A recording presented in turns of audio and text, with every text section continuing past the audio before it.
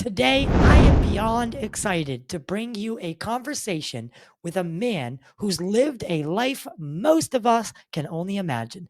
A life that sounds like it's ripped straight from the pages of a sci fi thriller. My guest is former military veteran, now turned UFO whistleblower, Air Force Master Sergeant Jason T.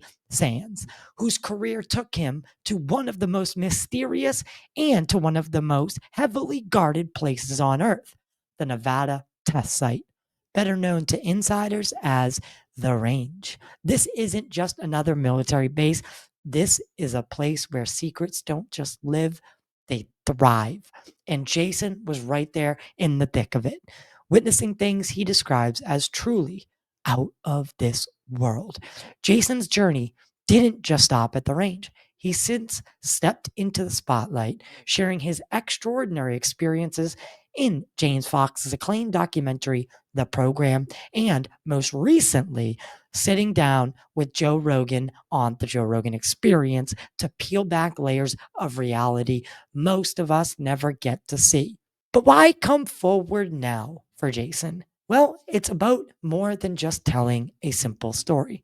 It's about pulling the curtain back on what he believes humanity deserves to know, even when it means facing skepticism, scrutiny, and the weight of a truth that's hard to swallow. From his days serving in the military to encountering phenomena that defy explanation, Jason's here to take us inside a world of classified operations, non human intelligence, and the questions that keep us all up at night. Don't forget to like, share, and subscribe as well if you're listening on one of our amazing podcast platforms. If you can, leave a rating and a review for the show. It truly helps us so much. It's free and takes just a couple seconds. You can also help support the show by joining our membership. It really helps fuel what we're doing here at Total Disclosure. And it's pretty much pay what you want, and everyone gets the same perks, early access, and ad-free content, as well as a yearly gift after 12 months membership. Let's get into it. Please welcome Jason Sands. Tranquility Base here. The Eagle has landed. That's one small step for man, one giant leap for mankind. I occasionally think how quickly our differences worldwide would vanish if we were facing an alien threat from outside this world. And yet, I ask you, is not an alien force already among us? We must guard against the acquisition of unwarranted influence, whether sought or unsought, by the military-industrial complex. The potential for the disastrous rise of misplaced power exists and will persist.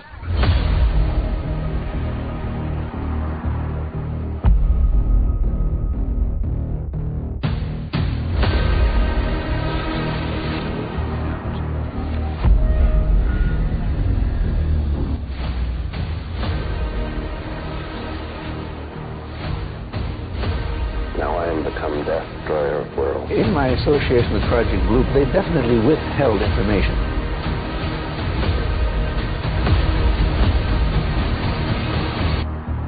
The whole fleet of them, look on the ASA. They're all going against the wind. The wind's 120 knots. You solemnly swear or affirm that the testimony you are about to give is the truth, the whole truth, and nothing but the truth, so help you God. Do you believe that our government is in possession of UAPs? Absolutely.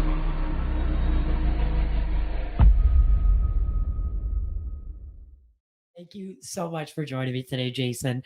I want to kind of just, I want to get right into things. What's one thing about your time in the military? You're a master sergeant in the U.S. Air Force. You've been to some crazy places, seen crazy things, heard crazier things. But what is something that you're most proud of in your career looking back? Well, aside from the getting introduced to very clandestine programs and secretive programs within the Air Force, I'd say the one thing I find the most precious is finding my family. And I know that might sound corny to some folks, but to me, I met my wife when I was at Nellis, and then I was newlywed when I got introduced to the program. And there's a lot of things that happened that were nasty and things I don't want to keep having to dig up again, but there are a lot of good things that happened during those years too. So I got to build my family, and the Air Force really took good care of us. And it's improving over the years now for other folks that are members of the military nowadays. So I'm Right. very happy to have served, I guess. So, well, I mean, what drew you to a career in the military in the first place? Was it adventure? Was it duty? Something else? I wanted to prove to myself that I was going to finish this.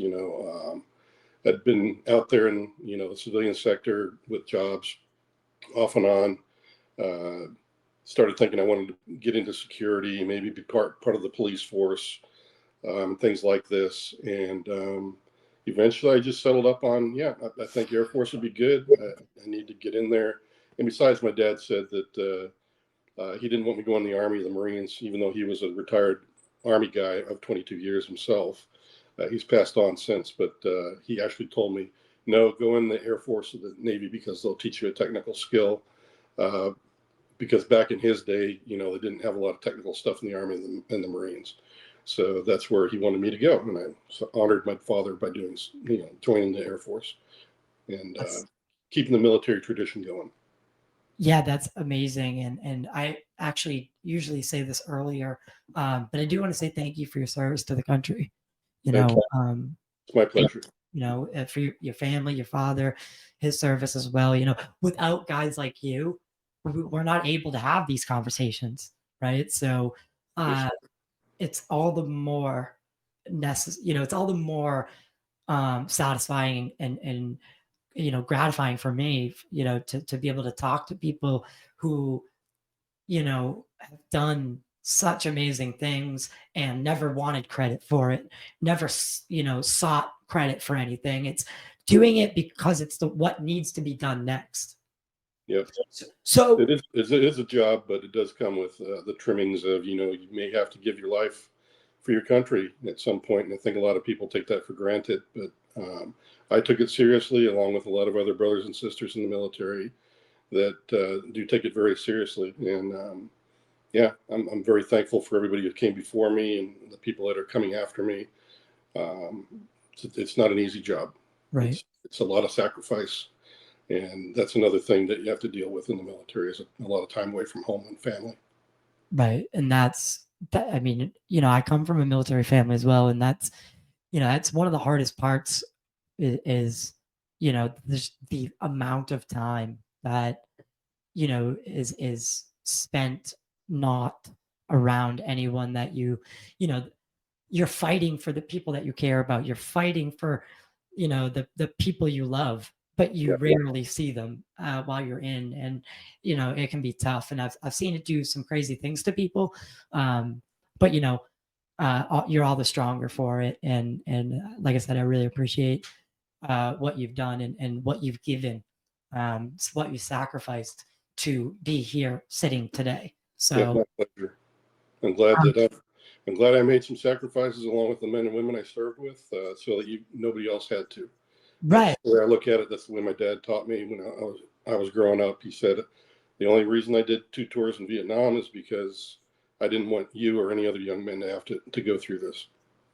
And I don't even want to open the Vietnam can of worms, but so your early life, you kind of have, what I really like about you is you're kind of an open book, and you've been able to tell a lot of background.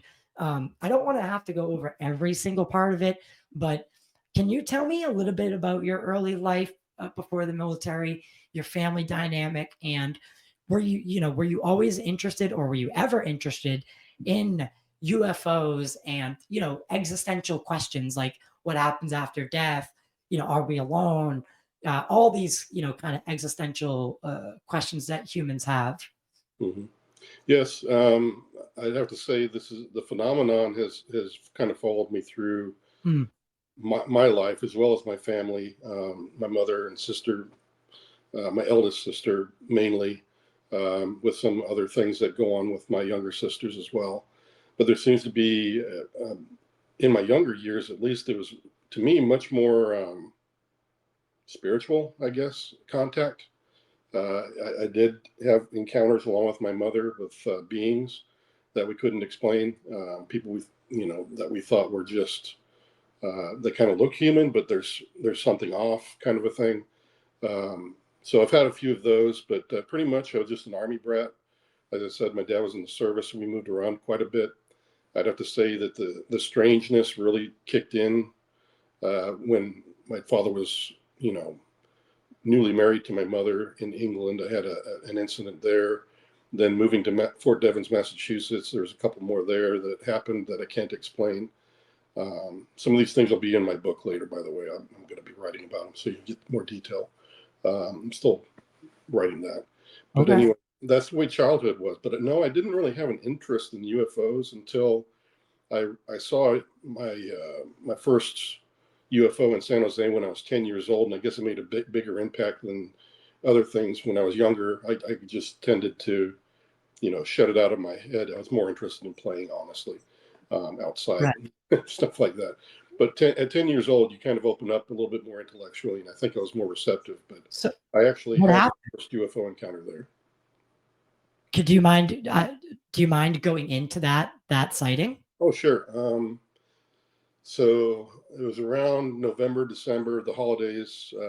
My aunt, uncle, my mom, my dad, everybody was in the living room with my sisters, and they were all talking.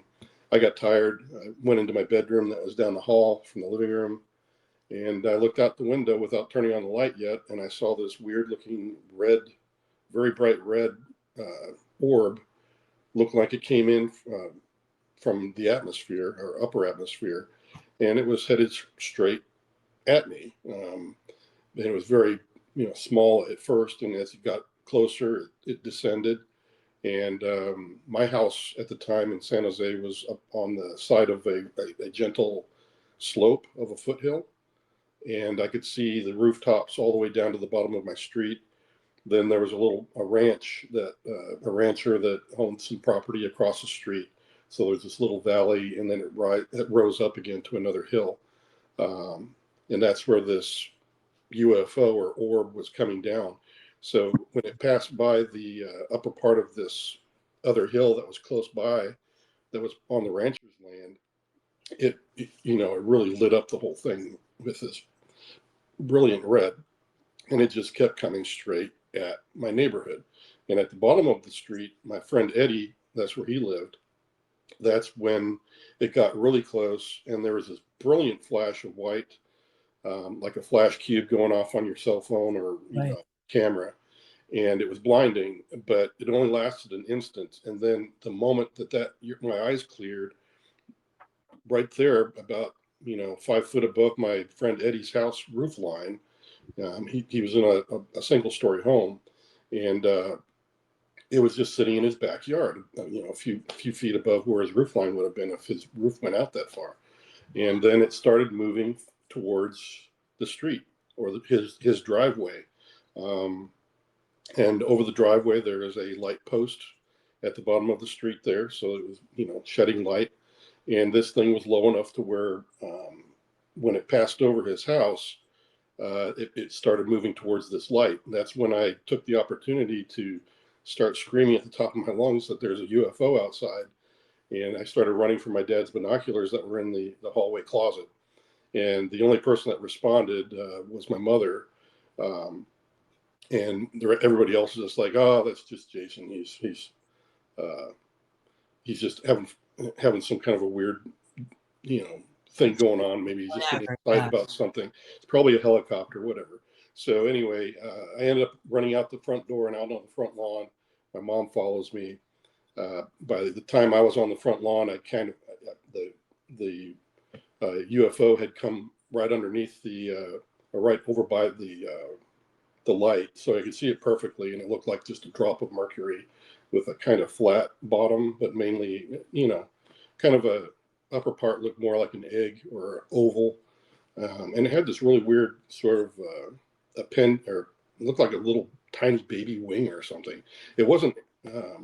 It wasn't like supporting its flight or anything, but it was kind of like an appendage or something that stuck out of the side on the bottom.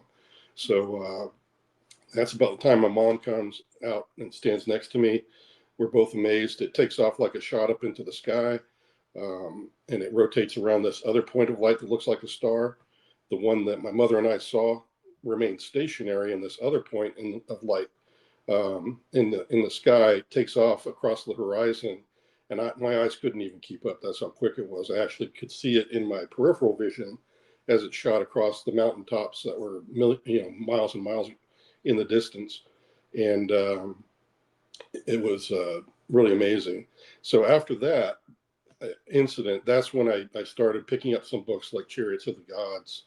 That's Oh, when I started reading a little bit more. I got the Project Blue Book and started reading through that as well. And that's when I started to actually read some stuff.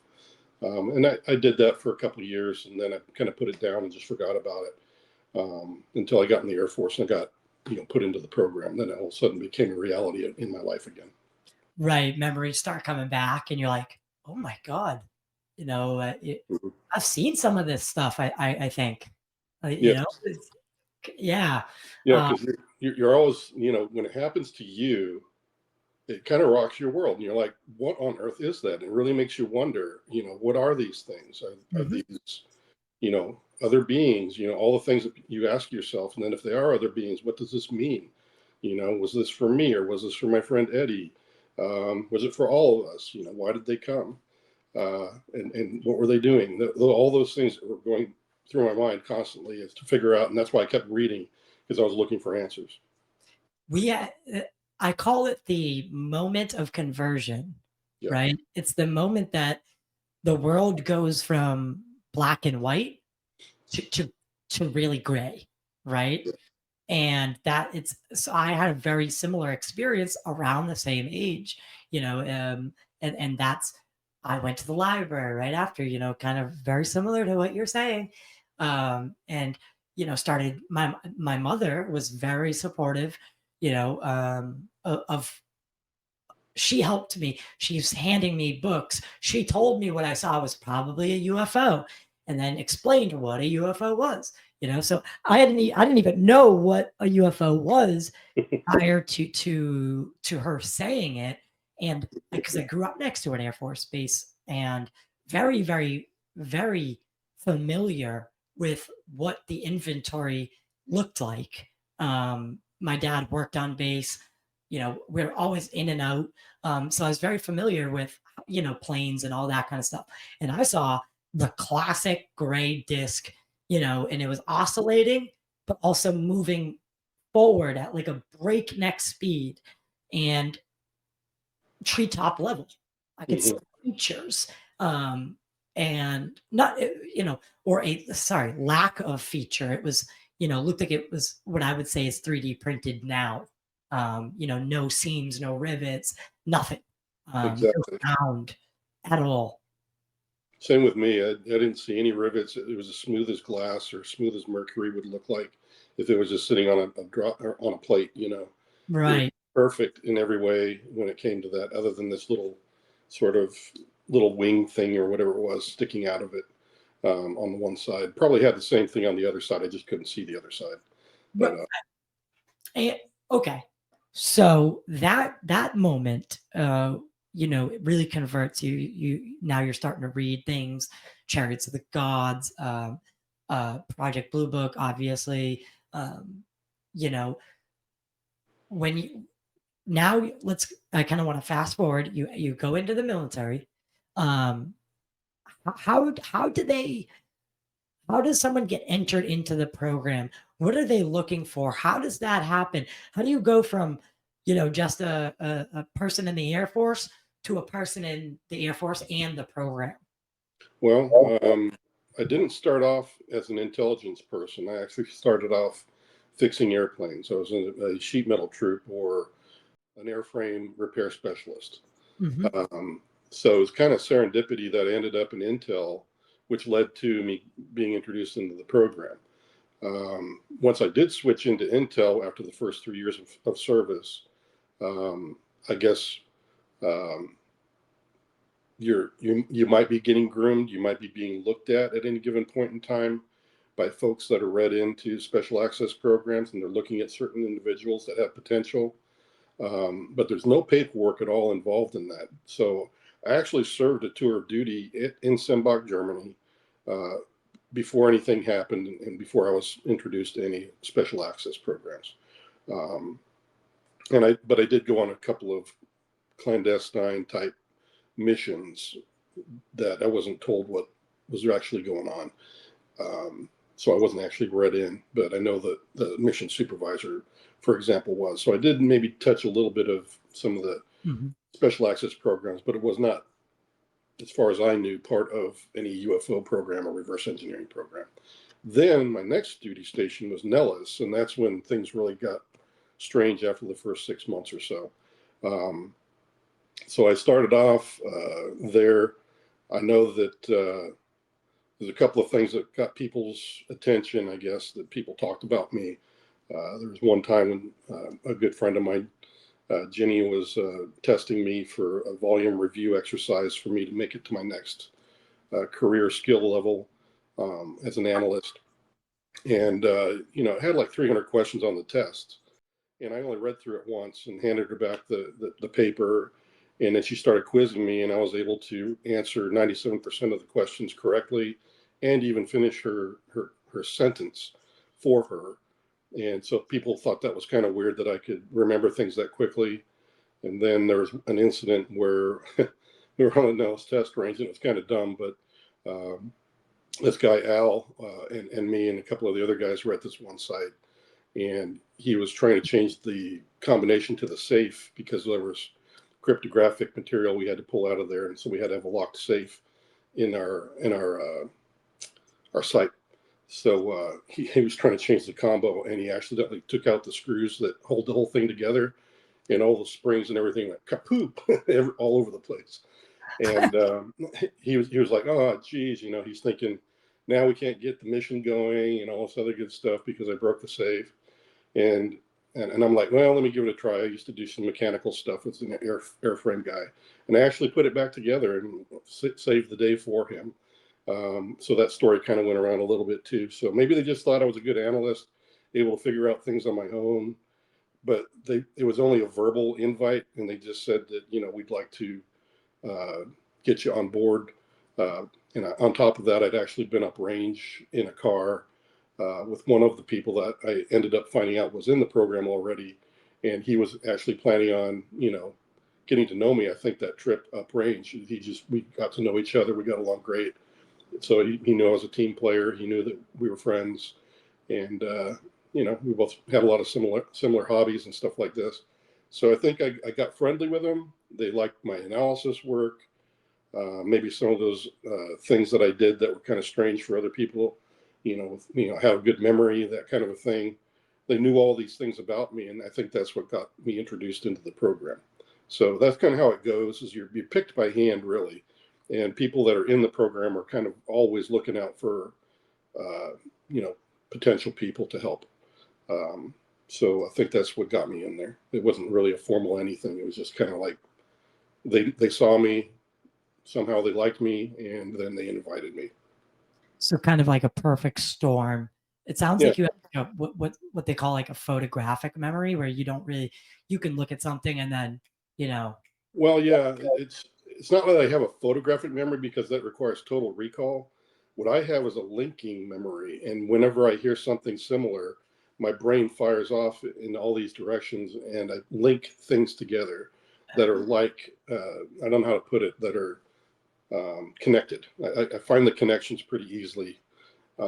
So that's when my memory comes in, and if I don't have that trigger, I don't just pull it out of my head.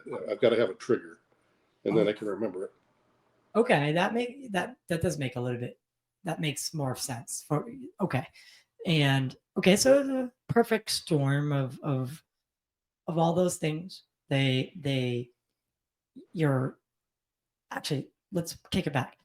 When you went to Nellis, did you know that this place had a history of secrets? It's a very secretive place where obviously the public has been talking about it for a very long time, about how they house certain technology there and yada yada yada.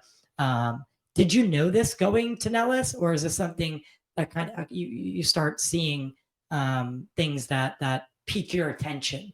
No, I really didn't know much about the area up there, the Nellis Test Range, Black Mountain operations. I knew nothing about any of that until I actually got there. So, what was your first day like on the range? I mean, did it feel like just another job, or did you Yeah, it was sense something 30. different?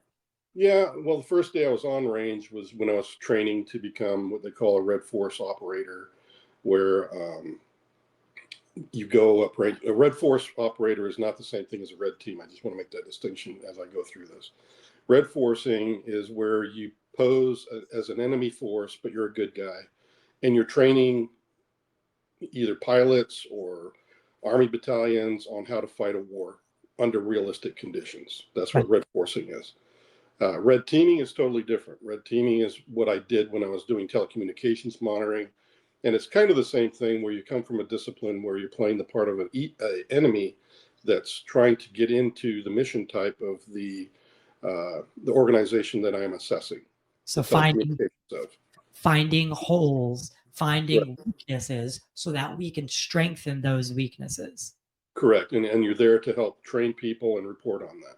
So here I am going up range for the first time, and I'm doing a Red Force training thing where I have to go through and there's it's a few weeks long where you have to learn how to utilize the equipment, how to set it up, and how to train, in this case, air crews or pilots on how to survive in a wartime environment. So we're making it difficult for them to use the radios, trying to get them to use their countermeasures so they can get bombs on target. Those types of things, that's what I was learning. And that's the first time I was up at Nellis on Black Mountain. And that's when I found out from one of the other people that were stationed there already and knew everything about this Red Force on Black Mountain. They pointed to a mountain range that was across the plateau that was in front of us, because I'm standing on the top of a mountain, and you can see this mountain range from Dreamland, or Groom Lake is right there. I mean, it's many miles away, but on a crystal clear day, it looks like you could walk through it, but it's a lot longer than that. But yeah, that's when I found out, because everybody was pointing like, ooh, that's Dreamland. And people are saying all kinds of crazy stuff about UFOs and blah, blah, blah. And I was like, oh, that sounds cool, and then I had to, get back into class pretty quickly after that. So, that's when I first started kind of thinking, well, I wonder what really goes on over there. Yeah. So that was the first time I kind of got introduced to it. So I knew a little bit about it, but I really didn't know the inside story until I got read in. Right. I want to distinguish something. So when you were doing the telecommunications stuff, yep, you had you heard things on secure lines that made you think like, wait, what are they talking about? And so that you were not in the program when that happened. Well, the locations that we would go to, we'd have teams go out on normally 2-week missions. It's about 10 people total, depending on whether we're doing, daily ops or 24-hour ops. You'd have to have double up your team kind of a thing. But you could be, most of my normal day-to-day missions were telecommunications for non-program stuff. It was like going out to, McCord Air Force Base and monitoring, just this one organization on that base. And then I'd go out the next month and I'd go to another base, like in Colorado. I'd go to Cheyenne Mountain and do another mission there, and things like that. So yeah, you get shipped out all over the place to do all kinds of stuff on those missions. And each time it was kind of up to the customer or the commander of those locations to actually tell you what to focus on, or they tell you get absolutely nothing. You need to come in as if you're the enemy, and I want you to give me an honest assessment as to what you found out. So it kind of depended on what you were given on the onset, and it was just the same inside the program as well. However, we use the exact same equipment, we use the exact same methodologies, but now we're doing it with an OSI team who's doing the physical security assessment along with us. And so you had additional folks working alongside you to do the assessments inside the program, because they had other concerns about, people, blabbing outside work, so the OSI agents would go to the bars and things like this. Sometimes we would go help them as well if they needed it. Oh, wow. So it's a little bit more robust when you're doing it for the program than these daily jobs that we did. So that's how it ran. So the normal operations was outside of the program. You could go to any place in the continental U.S., sometimes overseas. When you're in Germany, you do Europe. When you're in the United States, you do United States locations and installations, et cetera, et cetera. If you're in the Pacific, you do the Pacific Rim locations, and where but the one thing I want to distinguish as well, we're only allowed to legally monitor DoD owned and leased telephones or telecommunication systems. So you can't just, I'm not monitoring people outside the base. I'm only monitoring the organization. That's all I've got the legal means to go and monitor. And that's something that I think a lot of people don't know is, especially with all the stuff that's gone on politically with, this administration, previous administrations overstepping their bounds as to who they can telecommunicate. If you are monitoring somebody's phone and they're an American citizen and you don't have permission, that's a crime. That is a crime. Yes, that is illegal. It's a crime of the highest degree. Yes, that is, you are literally encroaching on. The only time you can do that is if you have proven evidence that this person needs to be under arrest, has committed a crime, or is threatening bodily harm and killing someone else. And those are the most extreme of cases when you can divulge things. But you have to, as soon as that happened, it would be out of my purview. I'd have to turn it over to, like, say, the police department or whoever to try to, save somebody's life or to, resolve the crime that I just heard about on the phone, that kind of stuff. Got it. So when was the first, because this is when I've heard your story and I've, listened to, I think, almost every show that you've done. What my confusion is when you talk about listening in to the phones, and they're talking about, what they mention reptilians or the Greys working in the lab. Is this for your day job, or is this when you're in the program? I'm in the program at that point. Okay. So these were, in other words, these were from actual conversations on these sites where these people operate out of for the program. And you're talking like what everybody's already been talking about, right? Patterson, White Sands, Eglin Air Force Base, all these are they have laboratories or office space on those installations. So that's what we were monitoring, was those locations. And we would pick very specific lines that we thought would be productive. Sometimes they were vetted with the customers who wanted very specific offices and laboratories to be monitored so that we wouldn't waste our time. We only had 2 weeks. Chinese and Russians, they've got their whole life. So they've had plenty more time than we do. So the more we got information on the onset, the better it was, the better the mission was. So anyway, we'd go from site to site doing that. But yes, we'd be listening in on probably the top brass, the people that were leaders, lead scientists, lead engineers, directors, general officers, laboratory environments, you name it. We had access to all that. Wow. So when was the first time that you heard something that really made you go, what did he just say? Well, yeah, I heard the term zodiac, which has been thrown around. I heard constellations from stars, and those were things that I'm like, what are they doing here?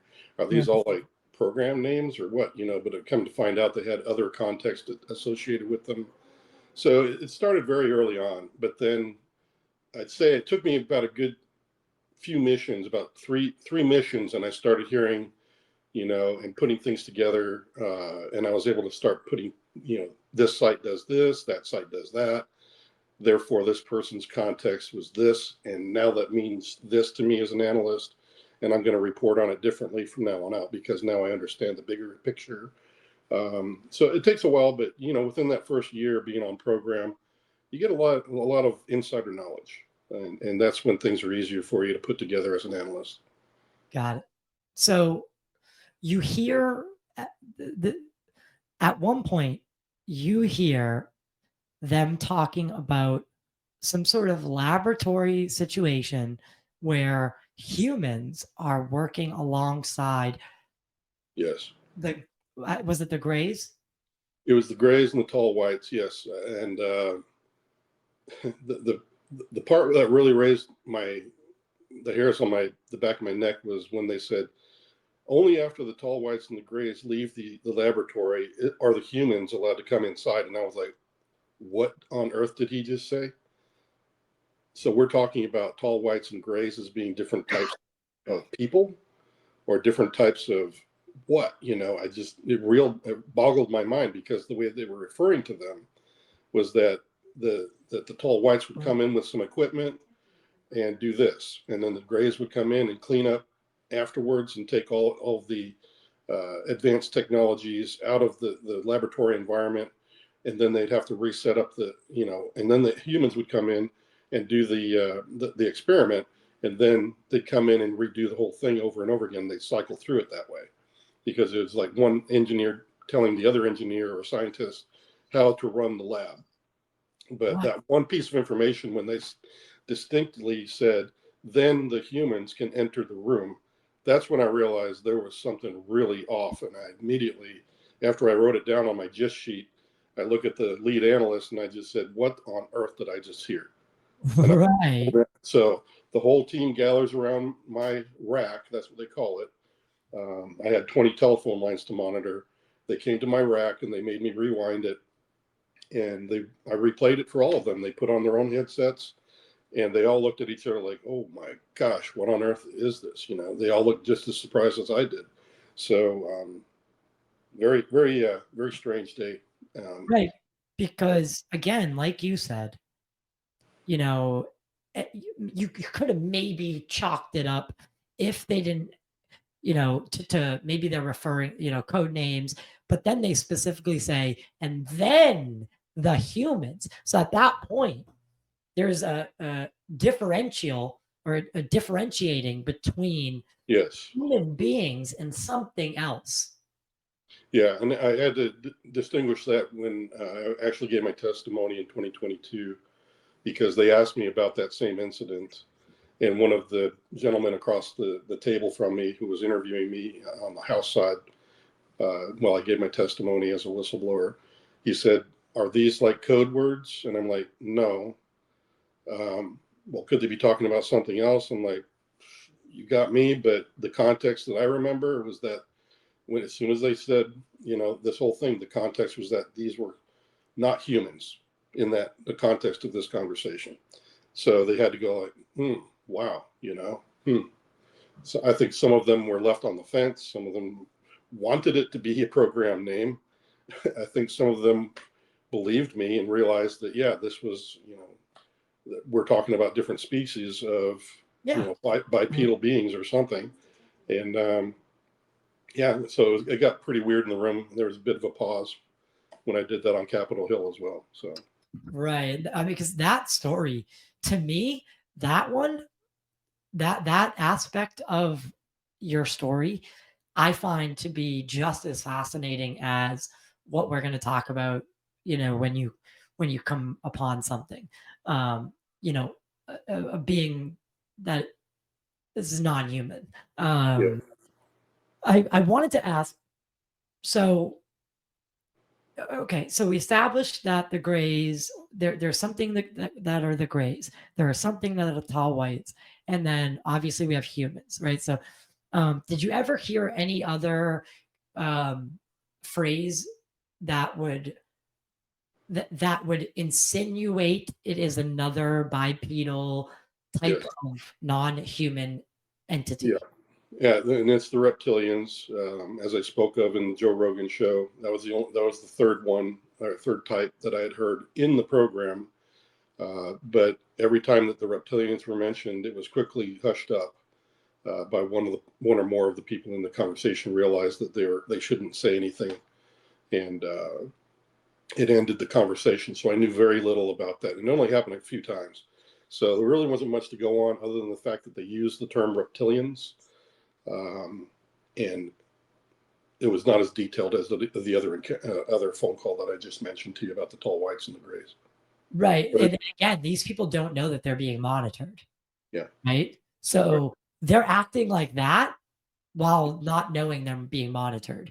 Because if someone does listen in, like, hey, cut that shit. Stop. When they were talking about the reptilians, did it sound like there was fear or a negative connotation when referring to them?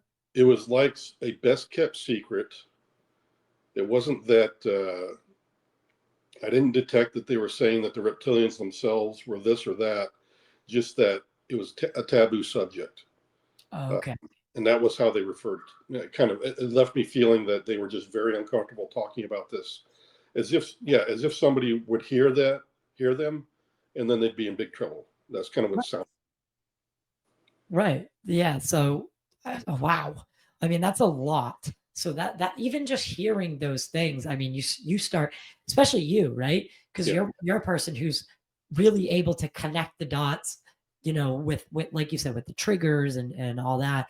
So, I mean, by now, are you formulating like, guys? I think there's non-human people, like intelligence, working alongside human beings. In our laboratories, yes, That's that's what occurred to me almost immediately when I heard those types of phone calls. Wow.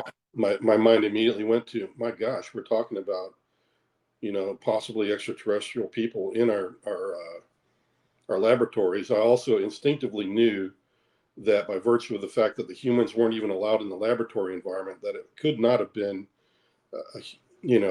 a free for all, kind of technology exchange either, because why would they separate themselves like that? Why was the environment so controlled when the extraterrestrials were in there? And what it led me to believe as an analyst is that the extraterrestrials manage it. They control how much they want to give and or not give in a situation, that they don't agree with everything that goes on, and that they don't want us to have full reign in the technologies they have. Those are the kind of things as an analyst were logical steps that I could take at that point. Right. Just to know that this is the environment. It's not kumbaya. It's kind of strained. It's very managed and controlled. Wow. And okay, so based on everything that you know now, I know I'm kind of skipping ahead. We'll go back. Based on what you know now about our government and how they may be working with non-human intelligence,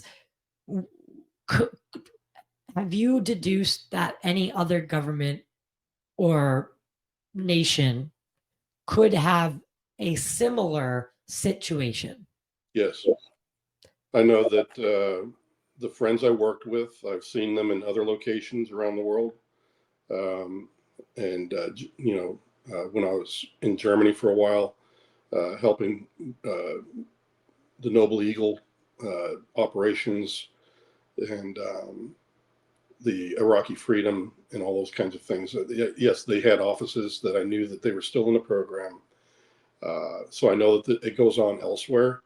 And again, if I'm putting on my analyst hat, I could walk you logically through the thought process that if these crashes and retrievals are going on just in the contiguous, United States, that's a large landmass. Well, Asia's even bigger than us. Right. So it's quite possible they have their own retrieval program because they've probably seen the same things we've seen and are testing the same things that we're testing. Right. And the same thing with Russia, same thing with maybe Indonesia and other places where some of these stories have been coming out of for years, in South America and Antarctica even. It really, logically flows that if our landmass gets some of these retrievals, the rest of the world probably does too.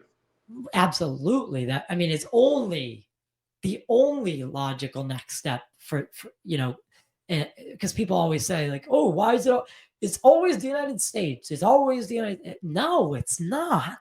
Some of the best cases, the most well-known and the best cases aren't in the United States. Rendlesham Forest, the Ariel School, from, I think that's Zimbabwe. So many other cases, and South America is just littered with the Virginia Operation Plate. You're talking about James Fox's favorite, Virginia. Yeah. He loves that place. Campinas. And I love that. I love that he has to say those two things. He used to laugh at me because I always got them mispronounced. It's like it's begging for puns to be thrown in there. But all right, so well, let me go one step further on the logic that other countries have probably got some retrievals as well. Absolutely. And that is that perhaps we are fractured in our culture, in our politics, and around the globe. However, for the NHI, if that is the common thread, like let's say that the same crashes that occurred in Roswell, the same beings happen to be doing some things in Russia, and there's been some contact from the same beings from the same, civilization.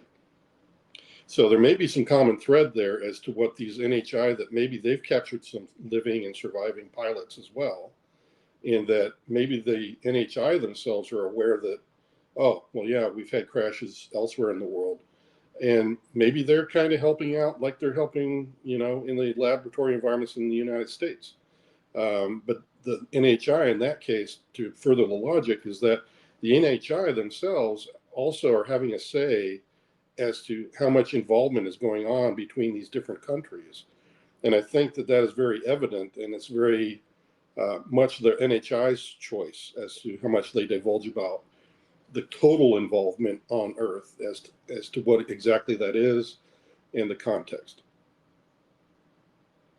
So that's something that I would say, raised my eyebrows. And as an analyst, that's a logical step as well, that the NHI actually get to say what happens in the labs, not only here, but also in Russia, China, what have you. And whomever else may be working alongside or with. And that would make a lot of sense because, we hear this rhetoric, at least, I hear it a lot, is, when speaking about like things like the Ukrainian war, people like, well, if Russia had reverse engineered technology, they would have used it already. And it's like, well, listen, they may know that Russia is a bit more aggressive and would use this technology to further their expansion, let's call it that. And for that reason alone, they're not getting the same access we're getting over here. It could be, and it could just be by virtue of their culture. Maybe the NHI find them more tyrannical rather than freedom. I think a lot of times what I've read from other abductees, what I've been told by other abductees, is that when there has been a message given, that there's a common thread in most of it where the NHI are reaching out for a purpose, that they're here to encourage us. Some people say that, yes, they are testing us and examining us, and those sorts of things are probably ongoing. They may have been ongoing for thousands of years. Right. And that's quite a possibility that, yeah, we are kind of being looked at, and for whatever reason. And that may be the hidden cause behind their being here. And that is a highly sought after, question for an answer to. That they seem to be holding back the mystery of it all, because I think they would prefer us to have a free walk forward in advancing ourselves. It seems like it was very heavy-handed. If you look back a few millennia, there were wars fought on this earth. It seems that there's a lot of manuscript in eyewitness accounts that is what's happened. There's been a lot of battles. There's the wooden plaque of Nuremberg, and the sky pretty much being filled with all these objects that were all fighting. Some of them crashing in farmers' fields and things like this. So, and then you go back to Mahabharata, where there's actually gods themselves claiming one side or the other, in favor or against the humans. And there's actual cities and even radioactive sites right now, even today, that people are finding it hard to explain, unless there was some sort of really large solar flare or something else. But even the vitreous, the vulcanized soil is a telltale sign that it was probably more nuclear. So all of these things add up in my mind. As like I said, as an analyst, as you can see, I'm kind of trying to lay it out as well, for the listeners and your followers, because I want them to understand that there's more to this if you think your way through it in an organized way and take, these little tidbits of truth. You can actually find some threads, and we can get a little further down the road with our analysis on what's actually going on. To me, it looks a lot like the NHI do want to be here. They do want to see us get better. They always seem to be very sad that we don't realize our own potential. That's the Nuremberg. That one's crazy. Yeah, isn't that? Just imagine what those people back then. This was what, 400 years ago, I think, or the 1400s or something. Yep. Right. Yeah. So, I mean, and you see how their best representations of things are what they're using to represent whatever is fighting in the sky. And I find it really, really intriguing, the shapes that they use to the cigars with the circles in them, right? Obviously that's like something that the Tic Tac people. Everything we're seeing today, it's right there in the plaque. It's just what we would describe. Right. And the same thing is said about, even in the Mahabharata, it's got the same things mentioned, these balls, these cities flying in the air. They saw all the same things. The Bible describes it as well. Even God himself is a pillar of cloud to the Israelites in the desert, and a pillar of fire, by day, or by night rather, and a pillar of cloud during the day. So very much cylindrical shaped, just like we see in the placard from Nuremberg. So a lot of commonalities. These are things that analysts usually pay attention to, and you can start to make some baseline assumptions from that, and that's where we need to be with it. And I think that's why I feel that we need to really do a good job of going through some of the archives that people have. Like Mrs. Moulton Howell and Dr. Greer, MUFON, all these great people that have great databases of eyewitness accounts. We need to start really sifting through those. And by the way, I'm not an advocate of somebody monopolizing all of them. I believe that having separate databases preserves their integrity more. Absolutely. Because a monopolized, database can obviously be told to show the data only in one way that's favorable to the persons that own it. And I don't want to see that happen. I'd rather just have the raw data available. So anyway, these are things that I think we're ready to start approaching, and I think we have been, and I think there's more people that are well informed, that are ready to have that discussion, but they haven't been given the spotlight because there's too many people that are still at the beginning stages of even exploring all of this. But yeah, you're showing some really great artwork from I love it. Long ago. I love it because that for me is a huge telltale or huge tell that I think, and I want to get your opinion on this, and we still have the encounter to get to. As an I want you to approach this question as an analyst. Do you think that the only thing, or that what we saw as gods, quote unquote gods, and our religion and a lot of the tales around it, whether it's the Greek gods, the Nordic gods, whatever way you want to go. Um, do you think that these could have been or may have been interpretations of what we would call modern day UFOs and aliens? Yes, I Yes. think they're one and the same. As most people know, everybody knows I'm a man of faith.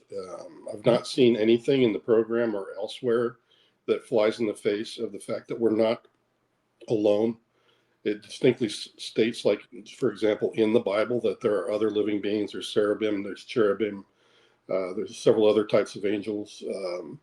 And it appears in the Bible that there was a war, or at least a faction of these angels or beings that were cast, as they state very succinctly and detailed wise, to earth when they fell from grace. So if that's the case, we may be looking at these gods with a small g, not a big G, Right.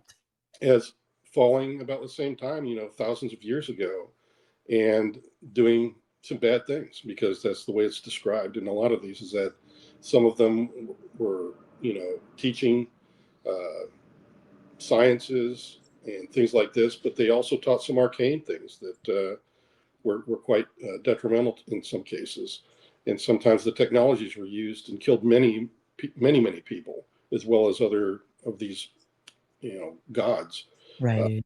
here. So we may be looking at all the same story, that they were cast down here, and that this is some sort of a I hate to say it, like a prison colony for them. Mm. And maybe they have a desire to see us succeed, because maybe that's the way, according to the Bible, that they wanted to be redeemed for what they've done. And for the Mahabharata, that they wanted to be worshipped and or preserve mankind, depending on which god you're talking about in the Mahabharata. Right. So there's all these different motivations that seem to be tied around all the different species that might have been here at one point. And they all come with different descriptions that, again, are echoed through the thousands of years. Blue people, ones that look like us, ones that look like beasts, all Right. of these things. These are things that we're still seeing today. Yes, absolutely. And that's why I wanted to ask that, because I think it's like, it's really important, because, you talk about specifically, you talked about, the fallen angels, right? Um, well, okay, we look at that, fallen angels, then some of those fallen angels had interactions with human women, right? And then we get Nephilim, right? Yep. So the offspring.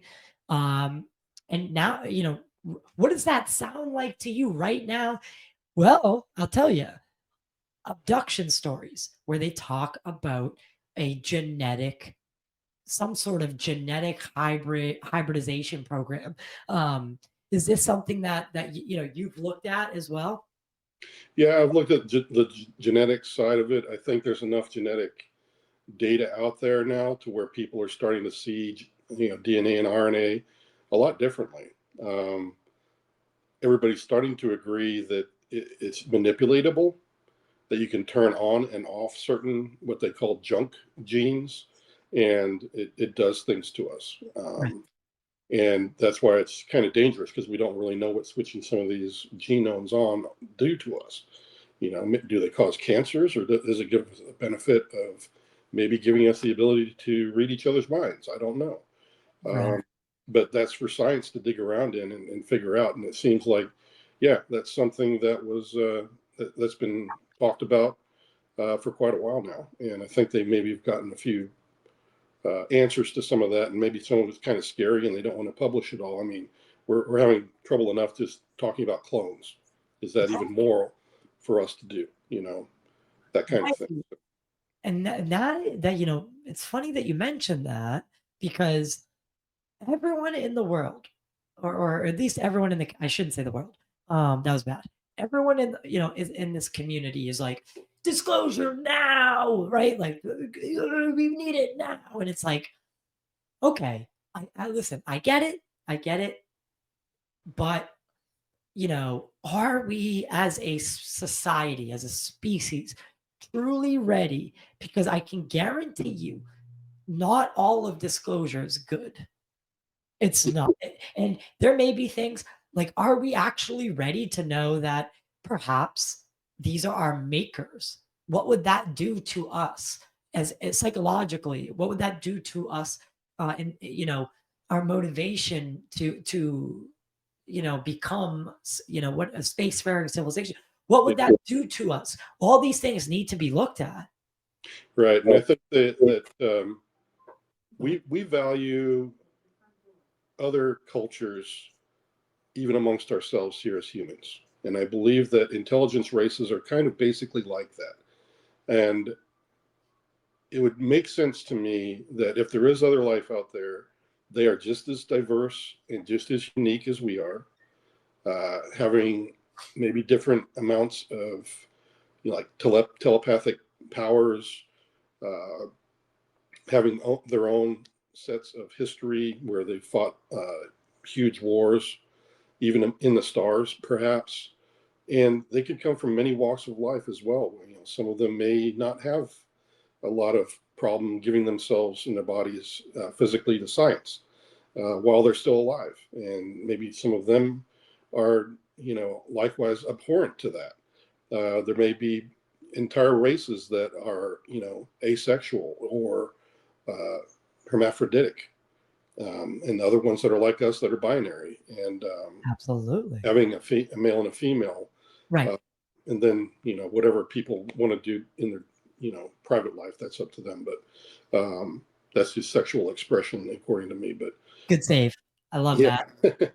Yeah, so that keep that to yourself. I don't sit there and talk about what I do with my wife or whatever. So please keep it to yourself. Go behind Yeah, the door. yeah, exactly. Yeah, that's the So way everybody's happier. I mean, nobody gets along, it seems like, when everybody's in your face about it. But anyway, those are the kind of things I think that we're going to find out there, is that there's all these different things, all these different cultures, all these different even forms of government that are stacked and layered one upon the other, because you've got a planetary level government that owns certain resources for one planet, and even if the same species is another planet, as an analyst, I can logically think that if the resources are different on that planet, the government's going to have to change. The economy is going to change. There's going to be differences. So even amongst the same peoples in the universe, if they have two different resource planets, they may have totally two different economies, two different forms of government, even being the same people, just like we would. I mean, when we go to Mars, that's going to happen to us. There's only certain resources on Mars, right. Right. Wow. I can't believe I didn't think of that. But you're absolutely right. Like, so the first colonies on Mars, let's just say that, everything goes off without a hitch, right? And Elon puts a colony on Mars. They're going to have to decide how they govern themselves. Right. And it may be radically different from how we do it here on Earth because of the circumstance. Yes. Right. So that's a very interesting. That's a very interesting thought experiment. So Yeah. really, Gives really. rise to the fact that Elon might be an alien. And maybe he's actually preparing the way for us because he realizes there's been too many influences here on Earth, and he just wants to start fresh on the other planet. And maybe the aliens are ushering him in that way. Right. Excuse me, I've got to cough a little bit. Sorry. Yeah. While you did.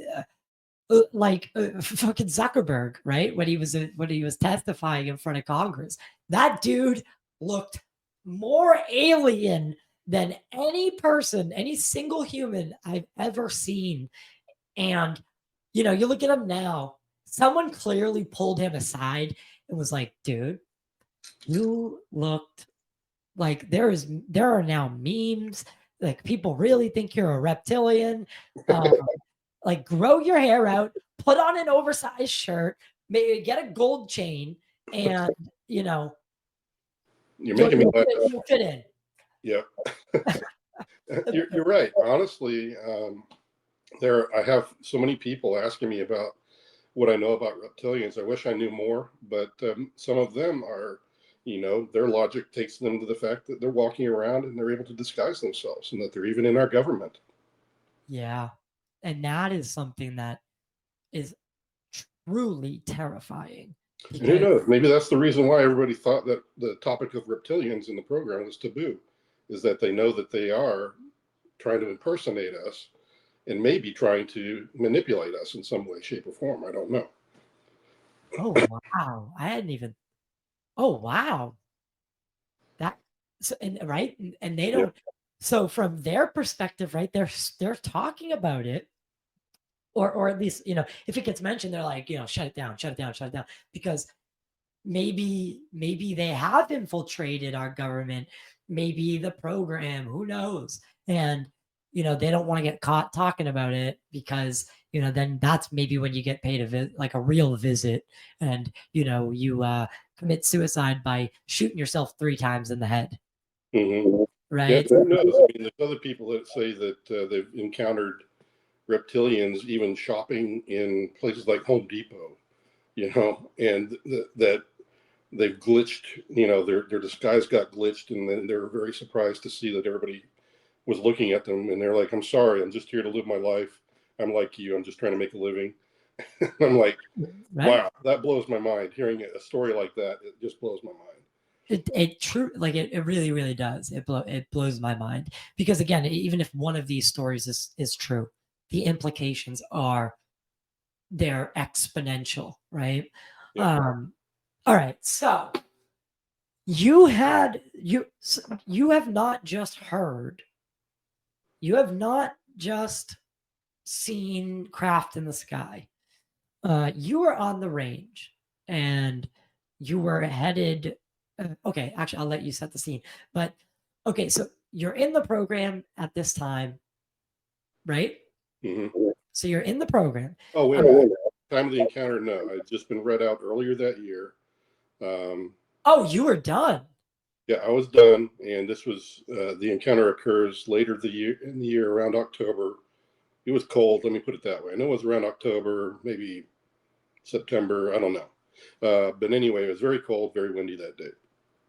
And I'm out of the program already. I've been out of the program for months, because I think I got kicked out of the program in February for taking my kids during a weekend to try to take them to a zoo over the weekend while It's that rigorous, like. Yep, very rigorous. They thought that was a huge problem. Nearly got me killed. Actually, they're planning on putting a bullet in my head over it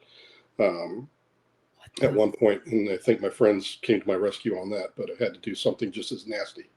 But at least I got to keep my life. But anyway, so yeah, that I got kicked out earlier in the year. Here it is October now, and I'm having this encounter. Yeah. So can you bring out? This is you've probably heard this because it's James Fox, but so I want to be riding in the convoy with you. So bring me back. I want to be in the convoy right there with you, and no detail is too small. The floor is yours. So you're in a convoy. I'll leave it there. Yeah. So the convoy from the previous 2 weeks during this particular red flag exercise on the Nellis test range, the red flag exercise that we were doing was taking place on the top of Black Mountain, where we did our operations from. Ran our missions from. So the previous team came into garrison the previous Friday before I went up on the next Monday. And they had seen the UFO come out onto the range that was captured on the range cameras themselves. And it was also tracked on the kind of radar that these video cameras track aircraft, because these videos are very important to the red flag exercises, especially if a pilot is in trouble or crashes. They have video to review and figure out what happened. So it's very important that these videos are accurate and that they can track the craft as they come into view. So they're all talking about this craft having come in the previous week, and it flew right back by Black Mountain in the valley between. And so a lot of people had seen it, and they were pretty excited that Friday. And I happened to be there because I'm getting turnover from them as the next crew going up. and they started talking about this, and they were saying all sorts of things that I don't know what it was, but you're talking to people, or I'm talking about people like myself who've literally seen everything that our allies fly, everything that we fly in our inventory in the United States Air Force, the Army, you name it. We've seen the bombers, the fighters, the helicopters, what have you. And people were like, I have no idea what this is. So this was a strange occasion, to say the least, because you've got a lot of people that have to know how to identify craft. Right, And that's what their they job. are. Yeah, it's their job to know this. So And no I one could actually, explain it. I don't want to. I'm sorry. I'm so sorry to cut you off. I did not. The I, I have that video, and do you Oh, mind if sure. I play it real quick? Yeah, that would be awesome, because then everybody could, all your viewers could see that. Right, and because I have some questions about some of the things that are seen. So this is kind of like a loop, but let's play this video.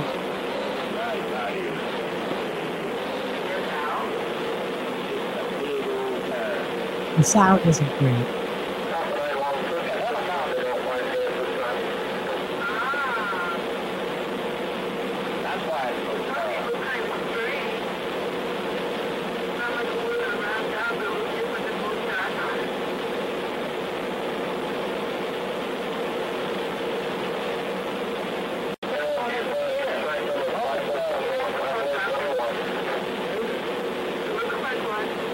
So for anyone who's just listening,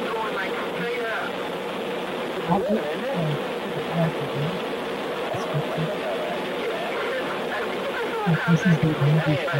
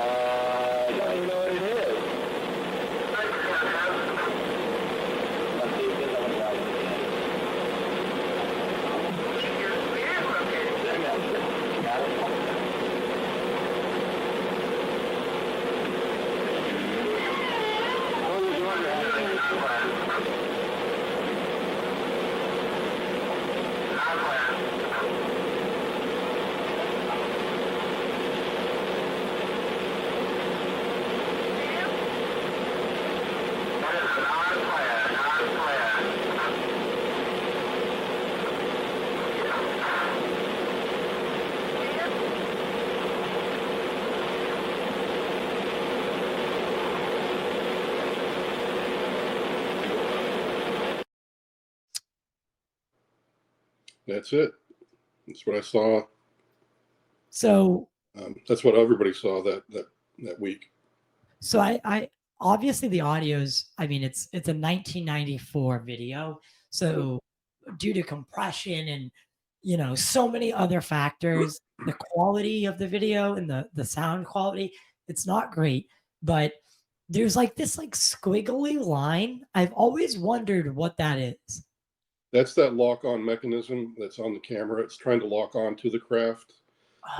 If you look at the whole video, you see the camera trying to lock on, and when it finally does, it goes up in a spike. But you see it kind of panning to the right and to the left. It's scanning, trying to lock on, but the craft itself is jamming the signal, is what's going on. Or at least that's what the technicians that recorded it said. And that, if I'm not mistaken, if it's an unknown craft, and if you are jamming, technically that is an act of war. Well, yes, and those particular there's a lot of frequencies that a craft, when you're playing on the exercise range or at Nellis test range, you're told not to transmit on, because they're used to do things like monitoring the range. And that's why these frequencies were not supposed to be messed with or jammed and all this other stuff. So whatever's jamming this particular piece of equipment it's not supposed to be on those frequencies if it is something that we know about, like one of our own craft. Because they would literally have a list of all the frequencies they would leave off their equipment so that it would not transmit on those frequencies. So that's another distinction I can give you, is that those are the kind of things that don't make sense with the video. This is definitely not a usual craft coming onto the range. This is something that is literally actively jamming that signal on a frequency that it shouldn't be on. Okay. So with all that, like with everything you just said, plus it being one of the most sensitive areas, why are they not opening? Why are they not kinetically engaging? Oh, you mean the range operators? Why? Yeah. Why did they allow this thing to fly into the range? Why aren't Well, they? this was a surprise craft. The only time, well, you got everything is orchestrated, first of all. If they're going to use live bombs, live firing ranges, and things like this, even the SAM sites or the surface to air missile sites that simulate Yeah. uh, weaponry flying, missiles being shot at the craft, those were all faked. So there's no real kinetic uh, missiles on any of the launch pads unless there's a damn good reason for it. And they're conducting a particular test on a drone and trying to see if they can shoot it down. But if you've got live pilots, you're not shooting down live pilots along with that. So this totally makes no sense for that. But yeah, there is no live firing on most occasions unless you're actively in the mode of what we call an AM or a PM push, which means that somebody said, "Okay, fight on, let's play war now."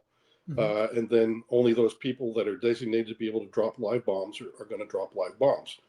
You don't shoot real bullets at your friends or your allies, which is what we do when we're practicing. We don't kill our allies while we're practicing. So obviously that's all orchestrated, and that's the mentality people need to come after this with, is that we're not actively shooting planes out of the sky on the Nellis test range unless there's a test on a drone. Right. Okay. All right. That makes sense. So with that being said, there's a lot of buzz. So this takes place how many days from this incident, or roughly, if you don't mind, from then your incident that we're about to get into? Okay, that film is from the previous Friday. From what I understand, I came up to the range on Monday and had a second encounter with the same craft, but I also met the pilot. Right. So that's what happened the following Monday, because we all come every 2 weeks. Again, 2 weeks is kind of a good time frame for folks to change out. But the old team would come back in and the new team would go back up. So there's kind of a change of the teams. So we're convoying up. We all ended up, it takes about 2 hours from Nellis to get to Black Mountain, or not Black Mountain, but up to Beatty, which is where we were staying at a hotel called the Burrow Inn. It's a very small town, but that's the hotel we chose. And then from the Burrow Inn, each morning we would take off in a convoy in our Chevy Blazers. They all were camouflaged, 4-wheel drives, because the roads suck on the test range. They're all dirt. Very, very seldom do you run into a paved area.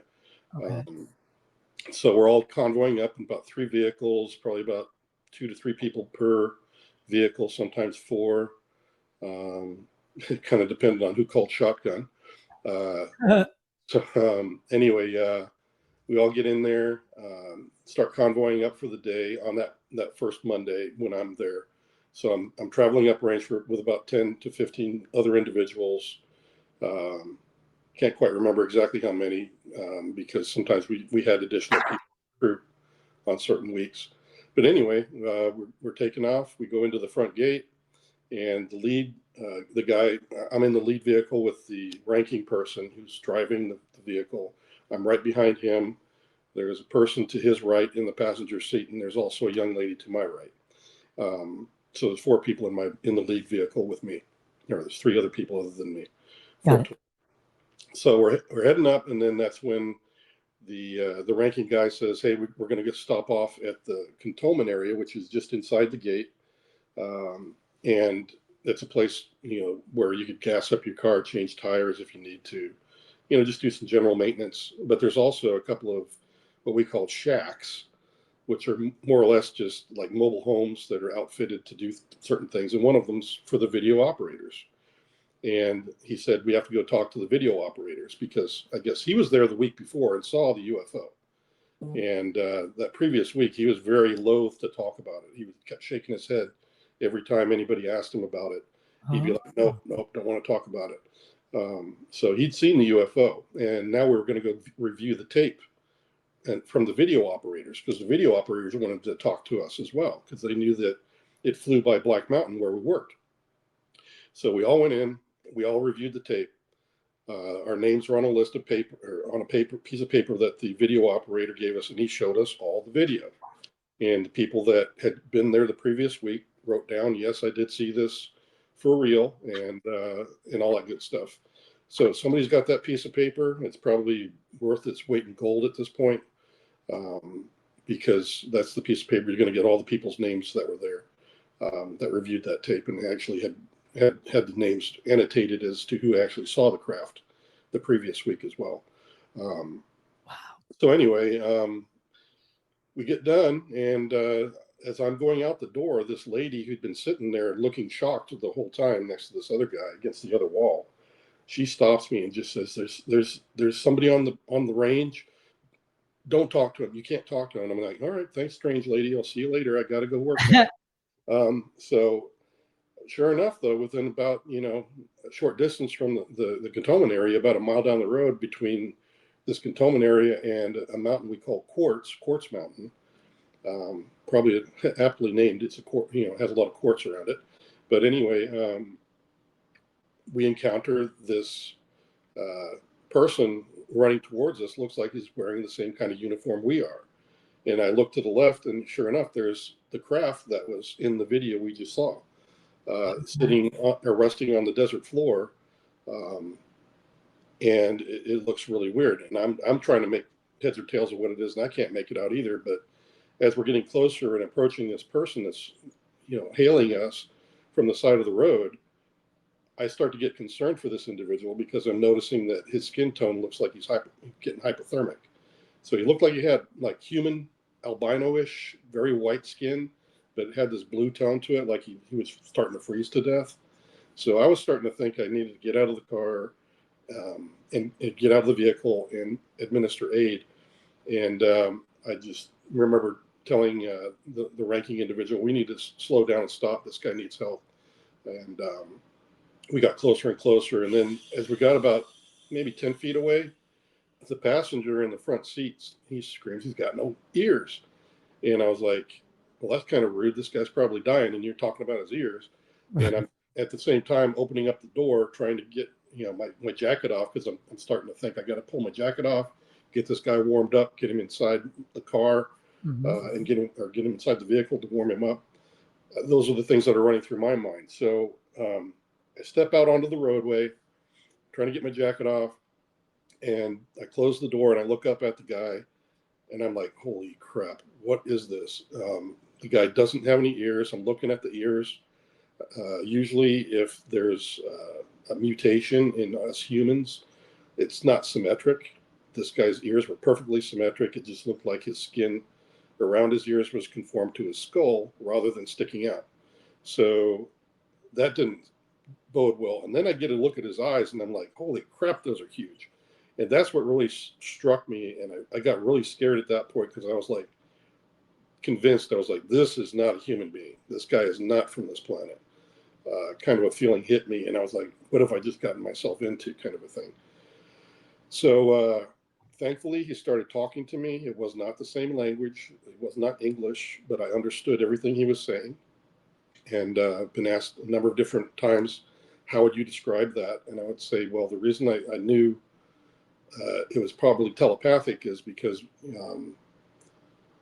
how you and I can talk right now, like you're assigning meaning to words as I'm speaking them. And at the same time, I'm articulating words, but the meaning is actually being assigned just before it comes out of my mouth. But it happens so quickly, we don't even notice. So I'm noticing that there's just a hair's breadth of the meaning coming before the words he speaks. So I'm understanding everything as if he's speaking my common language, but it sounds kind of like a weird version of Nordic. So there was auditory noises coming from the being, and then it was changing in, like it was instantly translating in your head, or Yes, was it it was all instantly translating. I'm sorry, I have to go get my charging cord. My battery's going low. actually, yeah, okay, we'll pause then. So let me grab this. I'll sit at my desk. Yeah, no worries. I've been too comfortable on my couch. I liked it.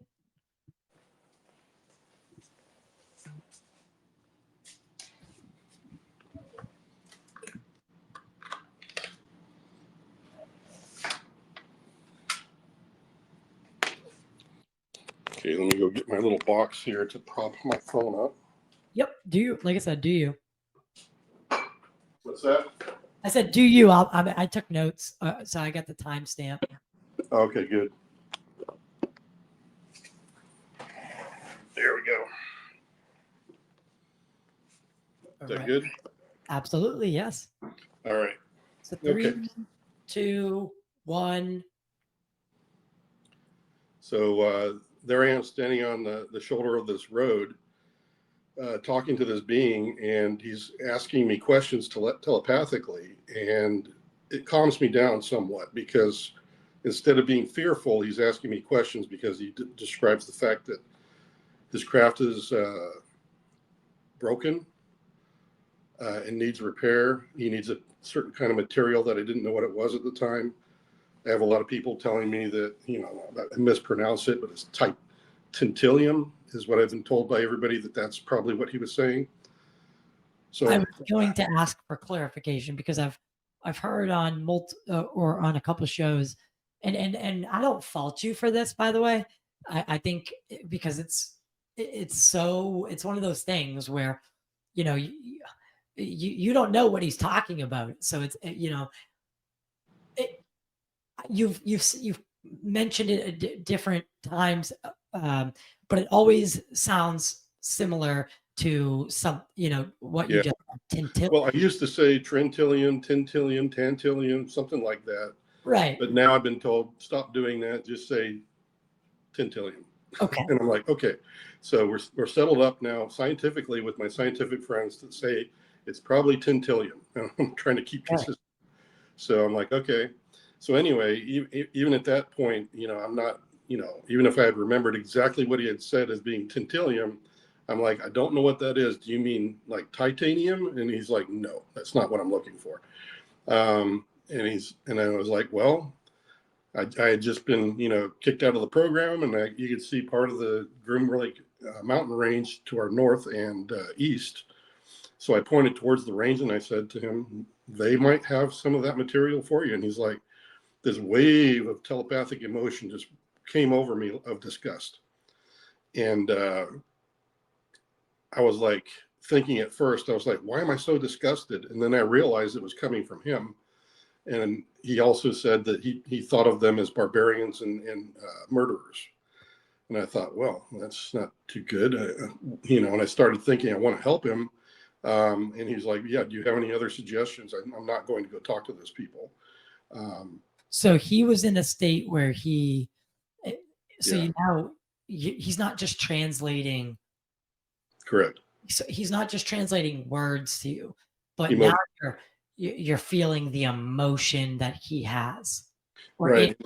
Exactly. We're actually sharing mind space. It's like right now, if I could telepathically do what he did to me, you and I would feel the same emotions. You and I would feel like your own inner voice inside your own head and your own emotions because we're sharing our mind. So kind of like, so for a broad, not broad, but almost like entangling of your consciousness. Yes. And it turns out that after I got interviewed by the UAP task force in 2022 also, when David Grush interviewed me, that I had residual data in my memories that he was able to drag out in the interview because he's very good at interviewing folks, David is. And it's like I had this star map that was emblazoned in my head for some reason, and I mentioned that to him. And he just said, this is the constellation Leo. And I said, really? I didn't know, because I'm not big on stars, but he knew what it was. And then he asked me about the red star and in my, drawing. And that's when I realized I knew more about that red star than I should have. Ended up that I felt as though this was the world that this being had come from, or the star system that he lived in, or where he came from. And David Grush was like, yeah, that's kind of unusual. We just found exoplanets around that sun just recently. And he's like, you shouldn't, it's possible that maybe he came from one of those. I was like, I didn't know that, but sure, yeah, sounds good to me. So that was a piece of new information. But here it was. All I saw initially was this star map. However, there was this residual information that apparently he had shared with me. And sometimes I get like these little flashes of memory that come from him, not me. And the other thing that was strange is that his demeanor telepathically was much more organized, much more civilized than my own. And the way that I would describe it is, if you and I had learned to communicate with our minds, we would be just as courteous and respectful with our minds and our thoughts and controlling them as we do in normal verbal conversation. Oh, So because the way we run around, I think a lot of times is people are like, oh, squirrel, oh, that girl's got a nice butt, oh yeah, oh, look at that, all that kind of stuff is going on. Oh my God. He was not like that at all. He was totally focused. He was totally respectful, and his attention and respect, you could even feel it coming at me. Between us, there was a mutual civility and respect that we both shared during that entire time. And actually that remains with me to this day, because I've always wanted to be that controlled. I've always wanted to be that civilized in my own thought process. And you can do it. You actually can do it. You just have to realize that, it's in the scope of possible that you can control your thoughts and emotions, just as anybody would tell you if you're into prayer, meditation, trying to live a better life. Yeah, it's just, you've got to wake up one day and realize I can do this. It's really just me getting in the way because I'm not allowing my mind to think I can do it. And that's really what I felt like ever since then, is that, no, stop being stupid. You're just being a stupid human. Try to aspire to be more. So that's remained with me ever since.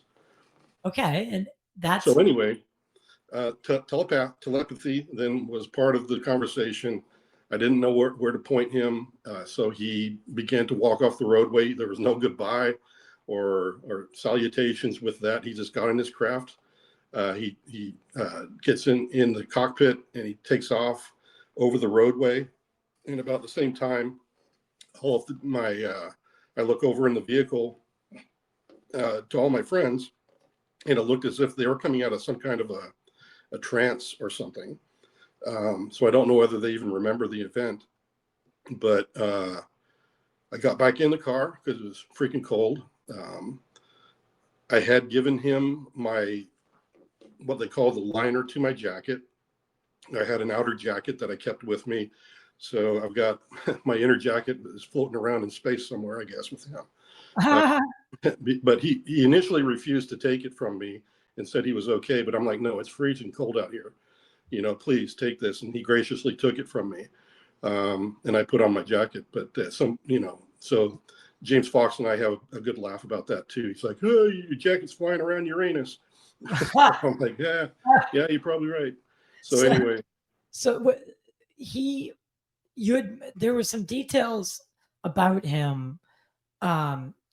So he looked, I showed the picture already. So from the picture, I discern that he is wearing what looks, and you drew this, so it looks like he's in like camis, It is.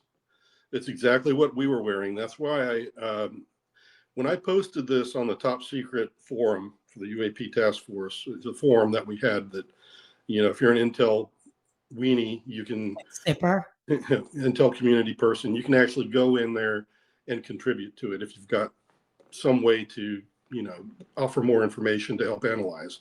So that's where I put in the rest of this story. And some of the people there are analysts just like me. And I kind of favor one of the theories they had as to why he was wearing a uniform that looked like ours. and the craft that he was in was actually needing to be repaired. They asked me, they said, well, would it make sense to you that maybe he had an altercation of some kind at, Dreamland or at Groom Lake and was escaping, and they shot at his craft and damaged it, and that he was actually working with us in the program, and that's why he was given a uniform that looks like ours. And I was like, yeah, that kind of makes sense, honestly. And that also explains why he was disgusted with those people, because they had shot at him. Calling them So, murderers and barbarians. Yes. right. So that came like months and months later, though, after we analyzed, and I'd been able to talk to all these really great people that, they come from all kinds of walks of life. And you'll never hear me talk badly about them, even though some of them adamantly disagreed with me. They did not want to have UFOs or aliens exist at all. But I appreciated their debate anyway. But those are the kind of people that really brought some things out that I had not really thought about. And that's why you appreciate having a forum like that that's full of analysts. Is there's so many more opinions and more ways of thinking it through that I had never thought that there had been, a possibility of an altercation right there at Groom Lake with this individual, and that's what he was escaping and why he needed help.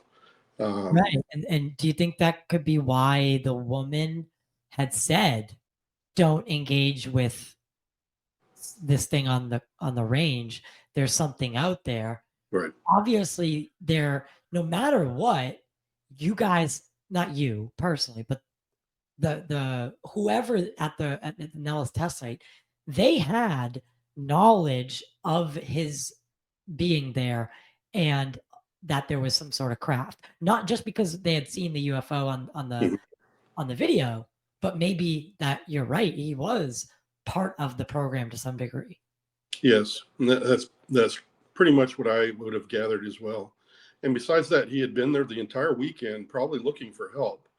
The only other reason for him to wear a uniform is maybe the lady who stopped me going out the door, maybe she ran into him and felt sorry for him because it was cold, and maybe she thought that it was better for him to wear a uniform so he wouldn't look so shocking. I don't know, but that sounds less believable to me than other theories that I've had thrown at me. Yeah. But she obviously felt upset that she had met this individual, and I don't think she would have reached out to help. She may have actually turned and ran, Right. and things like this. So he got the uniform from somewhere. I don't know where. And you said that the uniform was, now when people go up to these, trainings and stuff, you're not wearing your best, right? You're not wearing No. your best, Yeah, you're talking about some of the most dirty work you're going to get into, because everything's dirt. Everything, just messes up your boots. It messes up your uniforms. So you don't take your brand new uniform that you just bought uprange with you. You take your stuff that you've had around and it's all washed out from being washed so many times in the laundry. That's what you're wearing uprange. And this guy, it was just totally pristine, brand new looking, boots looking great, just pristine all the way through. I'm just like, this is impossible. This guy's really out of place. Okay. And so when he gets in the craft, so now the conversation's over, right? Or the discussion's over. You point him to, you had been attending classes, you said? Yeah. The only other place that occurred to me was that I had a professor at the time while I was taking college back at Las Vegas. The Community College of Las Vegas is where I was going. And I had a geophysicist professor, and I thought perhaps maybe he knew somebody who was into metals and metallurgy. Mm-hmm. So I just happened to mention that to this person or this being. And maybe that's what prompted him to go back to his craft. Maybe he was going to go pay a visit to some folks. I don't know. Right. It's totally up to him at that point. All I know is he walked off the roadway and off he went, whether he wanted to go talk to somebody else or not. So when he gets in the craft, I know that we're going to get to the convoy and how they were, but so do you see him get in the craft and then take off? Yeah, I'm kind of watching him the whole time because, this is the weirdest thing that's happened to me. That's when I could see that there were clearly two seats in the cockpit area. That's when I saw the front kind of, pop up like a canopy would on a fighter aircraft kind of a thing. So what you're looking at here, the black egg-shaped portion of this is just that's where you would think if it was a helicopter, that's the tail. And if you look at the complete opposite side, that's where the cockpit is, in that big rounded front area. Okay. And when he gets in it, how does it take off? Does it take off with noise? Is it There's a little bit of noise, yes. It sounds a bit like it is broken. It sounds like something is spinning, but it's hitting up against something metallic, I guess.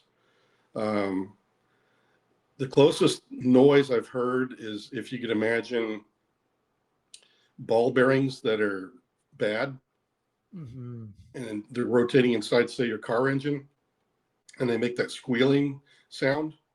That's kind of what it sounded like, but it was very fast. It wasn't like a, squeak, squeak. This is like squeak, squeak, squeak, very quick. And it went vertically up, and then when it went over the roadway, it just went up in chunks, like this. It was like it was having trouble getting altitude, is what it looked like to me. So whatever damage was done to that craft, I think it damaged the vertical lift of that craft. Interesting. Rather than the horizontal, because it didn't seem to have any problem. Once it got to the altitude it wanted, it just shot straight at that point. And was it an instantaneous? Yeah, there was no pause whatsoever when it took up and went off like this and started moving forward. There was no transition like a helicopter would. Like a helicopter would normally dip a little bit and push forward from the air thrust that was underneath. This didn't tip or anything. It just went up and then started going, So very unusual flight characteristic in that regard. And no discernible means of propulsion, like you said. Correct. No exhaust, no nothing. This is when now you come out of it. Let's just say, the exchange is over, and now you notice that the rest of the people in your convoy, sorry, thank you, they seem to be coming out of a daze. Yes. Yeah, they definitely were glassy-eyed until I was mostly in the car, and then they were kind of coming to themselves, and maybe they would have, in their estimation, maybe some of them saw it as missing time, or that they just hadn't seen the same things that I had seen. I have no idea. All I know is I've tried to reach out to those people that were in the car with me.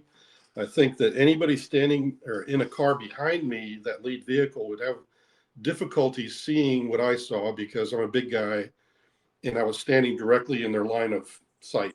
Okay. So maybe they could have seen his hat. Maybe they could have seen part of his head, but at a distance, they probably wouldn't be able to tell if it was a human or not. But the people in my vehicle, if they were aware, I thought they would at least know.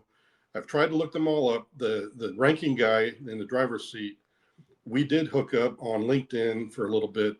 I mentioned the UFO and he ghosted me. The guy in the front right seat, or the passenger seat, they tried to find him, but nobody seems to be able to track him down. Nobody knows where he's at. So I don't know if he's dead, homeless. I have no idea. Nobody can seem to find him. The young lady that was to my right, I think they found her, but she's too scared to talk. So there's several of them. Plus, I've got another person that's pretty well known, UAP talking head at this point. Okay. He also confirmed with me, and James Fox. He said, I know two of the people that were there the week before that corroborate your story, Jason. And I was like, thank God. Are they going to talk? Are they going to support me? And he's like, no, they're too scared. So everybody's too damn scared, and it's sickening to me. But hopefully now that they've seen me out here in the public eye, you can see that if you know how to talk about this properly, you can get by. You can do this. As long as you're not giving away the nation's secrets about how the technology is being used to advance our weaponry, you're going to be fine. Because the thought of the fact that we're alone or not alone, well, that's the basic right of everybody. So you Right. can talk about the existence of the NHI inside the program just as readily as outside the program. That's never was classified. And believe me, I know about the classification levels of things, because not only did I do the telecommunications monitoring for the entire program, I had to put on that report the exact right classification markings. So I literally had to talk to the scientists, the program managers, and ask them, is this the correct classification level? So, Okay. and that's another thing that I find about some of the talking heads in the UAP community, is that some of them don't know what they can and cannot talk about because they were never at that level where I was, where they could see everything and know why this was secret, why this was top secret, why this was secret compartmental level information, and onward and upward, or even unclassified. So you had to know all of that stuff just to, file these reports. You had to prove to the leadership that this was the right classification. Otherwise, you kind of get in trouble. Right. So that's another thing, is that I've noticed a lot about the talking heads in the UAP community. You can definitely tell when people are doing the brush off about answering anything in public, because they don't know whether it's actually special access program required or not, information. And that's where another thing that where I actually did my DOPSR or my pre-publication. That's the other thing that not everybody has done as a whistleblower. But I actually told DOD, this is what I want to talk about publicly. I'm an intel guy. I also claim I've been in the program. This is what I want to talk about, listed out. And they approved everything, literally everything that I wanted to talk about. So I was like, okay, we're good. So all those things can be done. So if you want to come forward, you want to talk about this stuff, I can help you do it discreetly. I can help you do it publicly. The Soul Foundation can do that as well. David Grush can do that as well. Just depends on who you have contact with. But if that's what you want to do, I'm easy to find on X. Very. And it's my first name, middle initial, last name, all one word. That's who I am on X. Direct message me, and I'll help you with whatever you want. And I've already helped 3 or 4 other individuals come forward, and I'm happy to have been doing that. So I'm hoping more people come forward. Yeah, and that's one of the things. So let me ask you this, because skeptics and others are all they what they say, and what their notion or what their starting point is. Why would the DoD allow these people to come out and talk about this kind of stuff? And then there's others that think that the DoD is currently, in some sort of controlled disclosure dissemination campaign. What do you think is happening? Why do you think that you're allowed to talk about this stuff? Other than, obviously, you can't classify nature, the nature of reality. Well, I would say that in my understanding of the program, it was incepted officially in the 1950s. Okay. Before that, things occurred, and it was more loosely organized, because it was a new program that was about ready to come out. But back then, you're talking right after World War II. This is the McCarthy era, where people were pointing fingers at their neighbors, saying you're a commie, Right. you deserve to be in jail, kind of a thing. And I can imagine that what happened in Roswell was probably that, yeah, there's probably some truth to the fact that when people say that they thought that this was some kind of a Russian hoax or way for them to mess with us, and maybe their first reaction was to be one of, oh, this is a threat. And that kind of started off things in that threat scenario kind of a way of thinking that military people normally find themselves in. Yeah. Because we're there to protect, so I think that was the initial thought. And because the program is pretty closed off, most people, unlike myself, get to do it for their whole lives. So like the torches from the person that was in the program initially, who was the leader and the commander, would have passed the torch to the next guy at, his retirement. And the next guy is just a carbon copy of him that he's been grooming for years. And pretty much it's like a microcosm inside, because it's very isolated program to begin with. It's got its own culture. And even when I was in some of the facilities, there was still very much construction from World War II. So there wasn't much changed. And now we're entering this era of disclosure. And I think that the new blood in the program is starting to consider, well, shoot, maybe it's better if we just admit that we're not alone.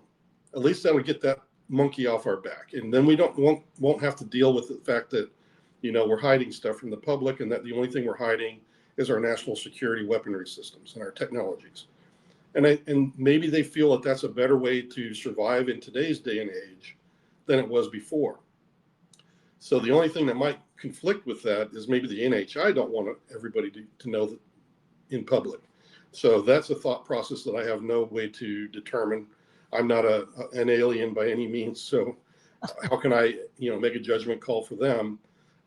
That's purely their own business, is whether they want to be public with somebody or not. They apparently seem to be okay with these kind of one-off abductions where people are being talked to, where people are being told that we haven't reached our potential as a human race.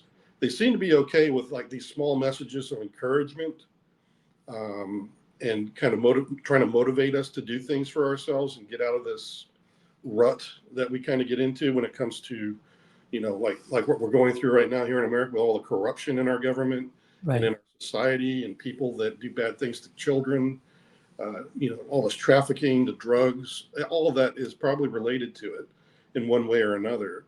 So we know as humans, that, yeah, if that's the NHI's mindset, I'm pretty sure a lot of humans will say, yeah, we're pretty screwed up. Right.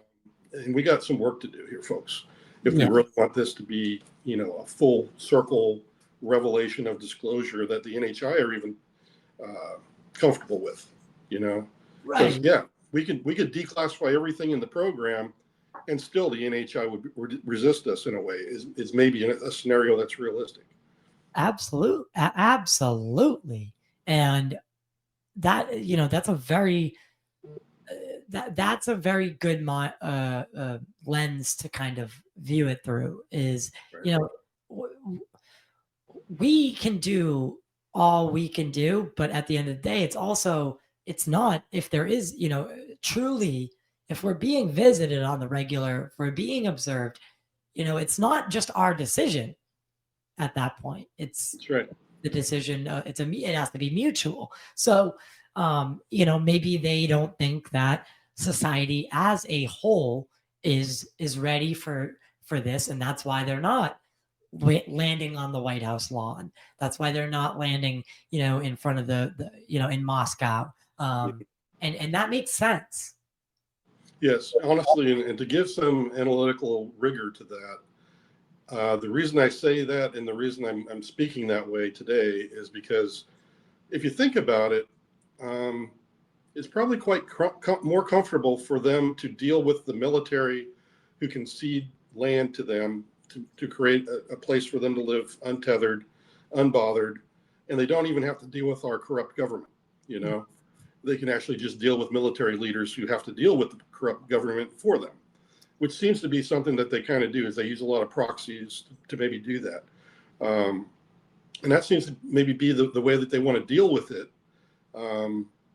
at this point, because we're not ready for them to come in and introduce themselves and share their culture and their technologies, because they're unsure of us as to whether we are a threat even. Right. I mean, look at us. Look at how we, just in our own human, bucket, we tend to subjugate and label to everything, whether it's nationality, skin color, creed, religion. We love to make each other put each other in the boxes, Yep. and groupings. And if we can't get along, if there's racism, if there's nationalism, if these things are still happening, how could we even fathom another intelligent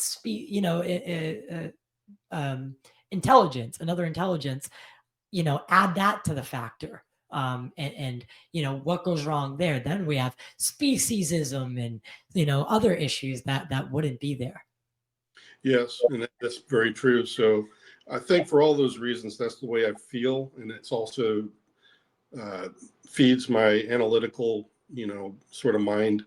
And I think it also strikes a chord with everybody else out there that's listening to the narrative of all these people who've had these encounters. I wish everybody could have had a real life encounter like I could, and then there'd be no doubt.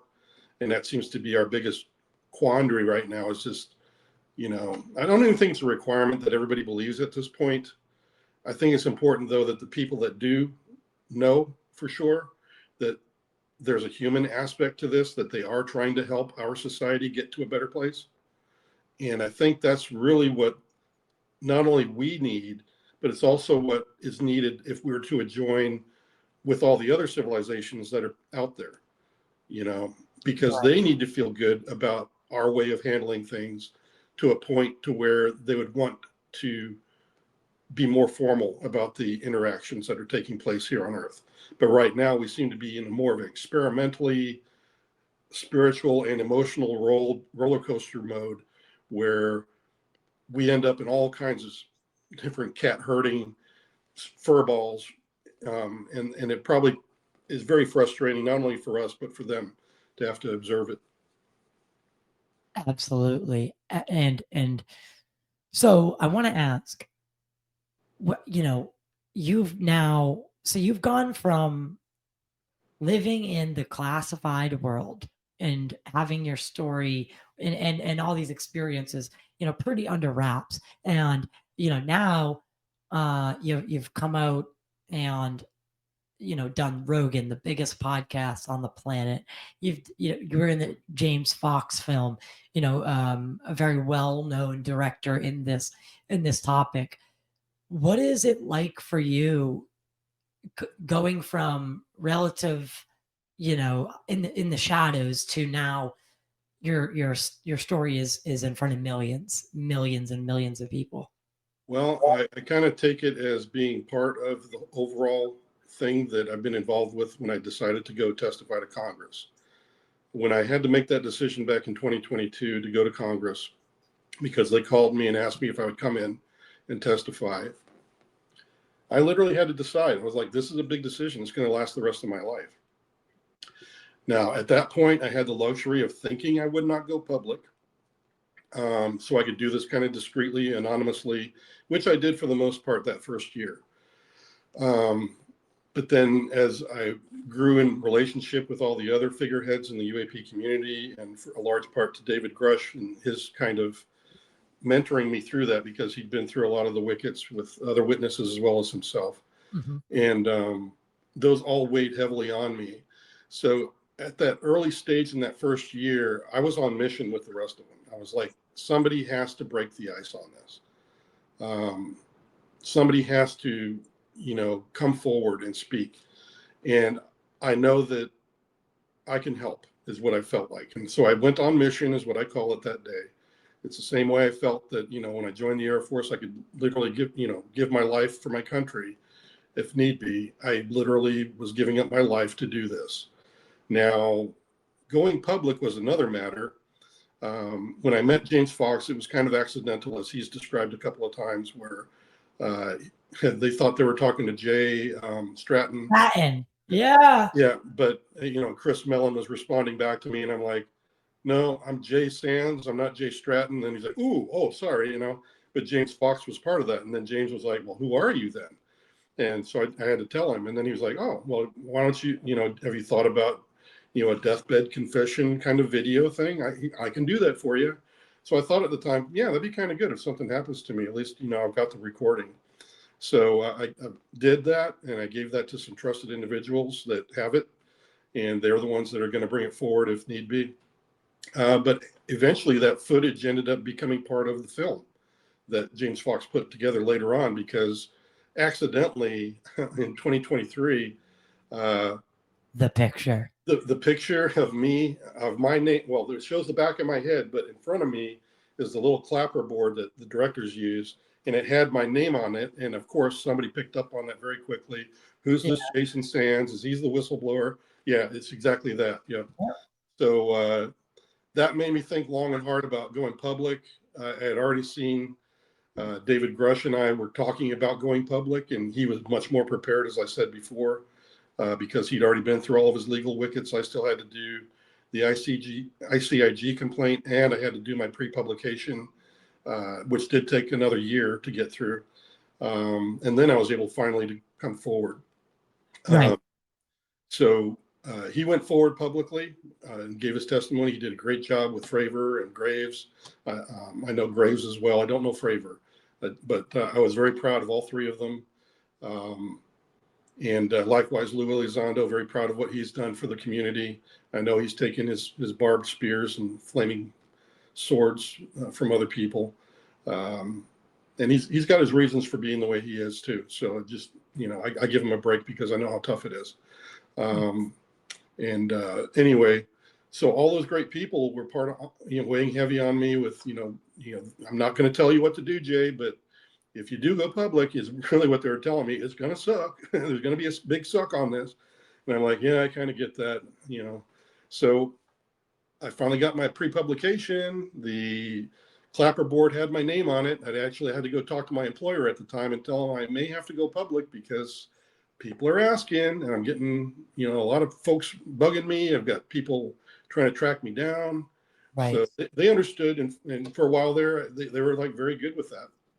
And anyway, this came to that. I decided to go public, mainly because some of the Intel community people that I used to do the UAP task force forum with, they were saying, hey, Jay, they've got you in a space, or they're talking about you in a space, and it's not, I don't think you'd like it. But, and I was like, oh, what are they saying? So I went in there anonymously to listen in. And then I was like, oh, crap, they're getting a lot of stuff wrong about who I am, what's going on with my motivation. They're even saying stuff about David Grush that ain't right. I just was like, okay, I'll pop in for 5-10 minutes, pop right back out.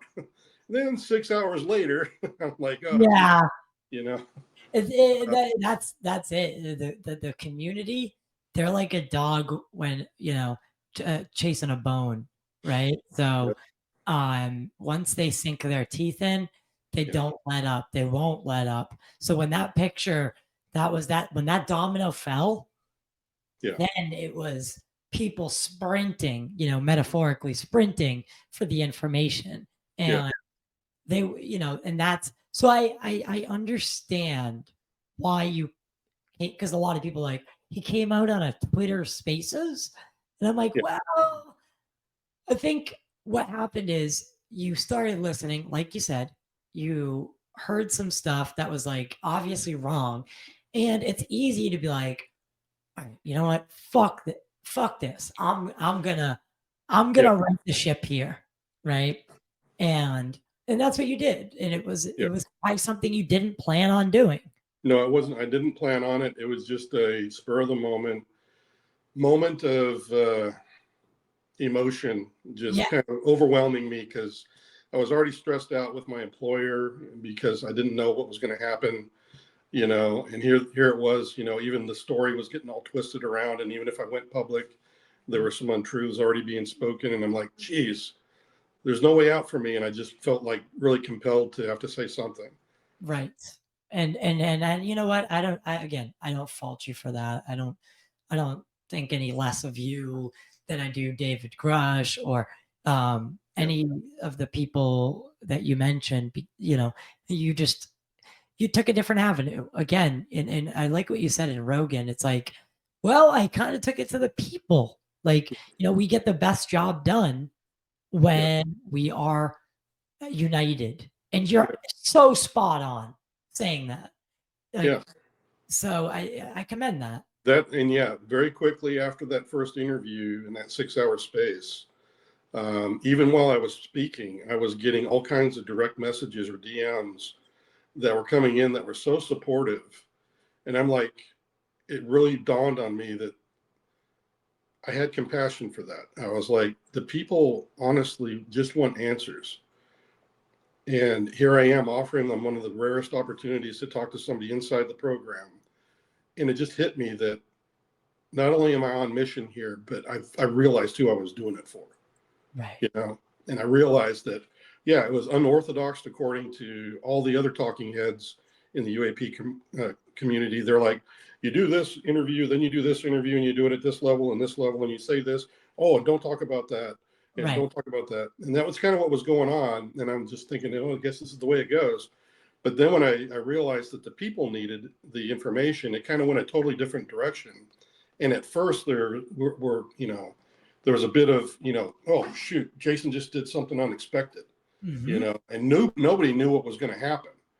I mean, some people had their, oh, well, who on earth would come to X space and do this? And now they're starting to see how it made sense, because I find that, I just kind of do things out of my heart. And even though it doesn't feel right at the time, it usually ends up okay. And that's exactly what I feel happened in this instance, is that I did it for the right reasons. I didn't do it for fame or fortune. I didn't do it because I wanted to be popular. I didn't want to do it even to write a book. Writing a book is just me telling you guys the stuff in greater detail. So it's right there and you can go back to it without talking to me time and time again. And that's who I am. And that's honestly who I think the people really identified with. So in the long run, it actually turned into a blessing to me, because I have all these supporters now. And I actually went to that them first, to get to know them first, is really what happened. Is unlike all the other talking heads, I'm right there with the people from the start, rather than that coming afterwards, and then being pulled and gravitated towards all the fame and fortune kind of crap. Right. It's the speaking engagements, the movie, right? With James Fox, those kind of things. That would, like, and I'm not saying David Grush did this, but he did it the quote unquote normal way, right? So an article with the debrief, or written by Leslie Keene, well-known, broke the New York Times story.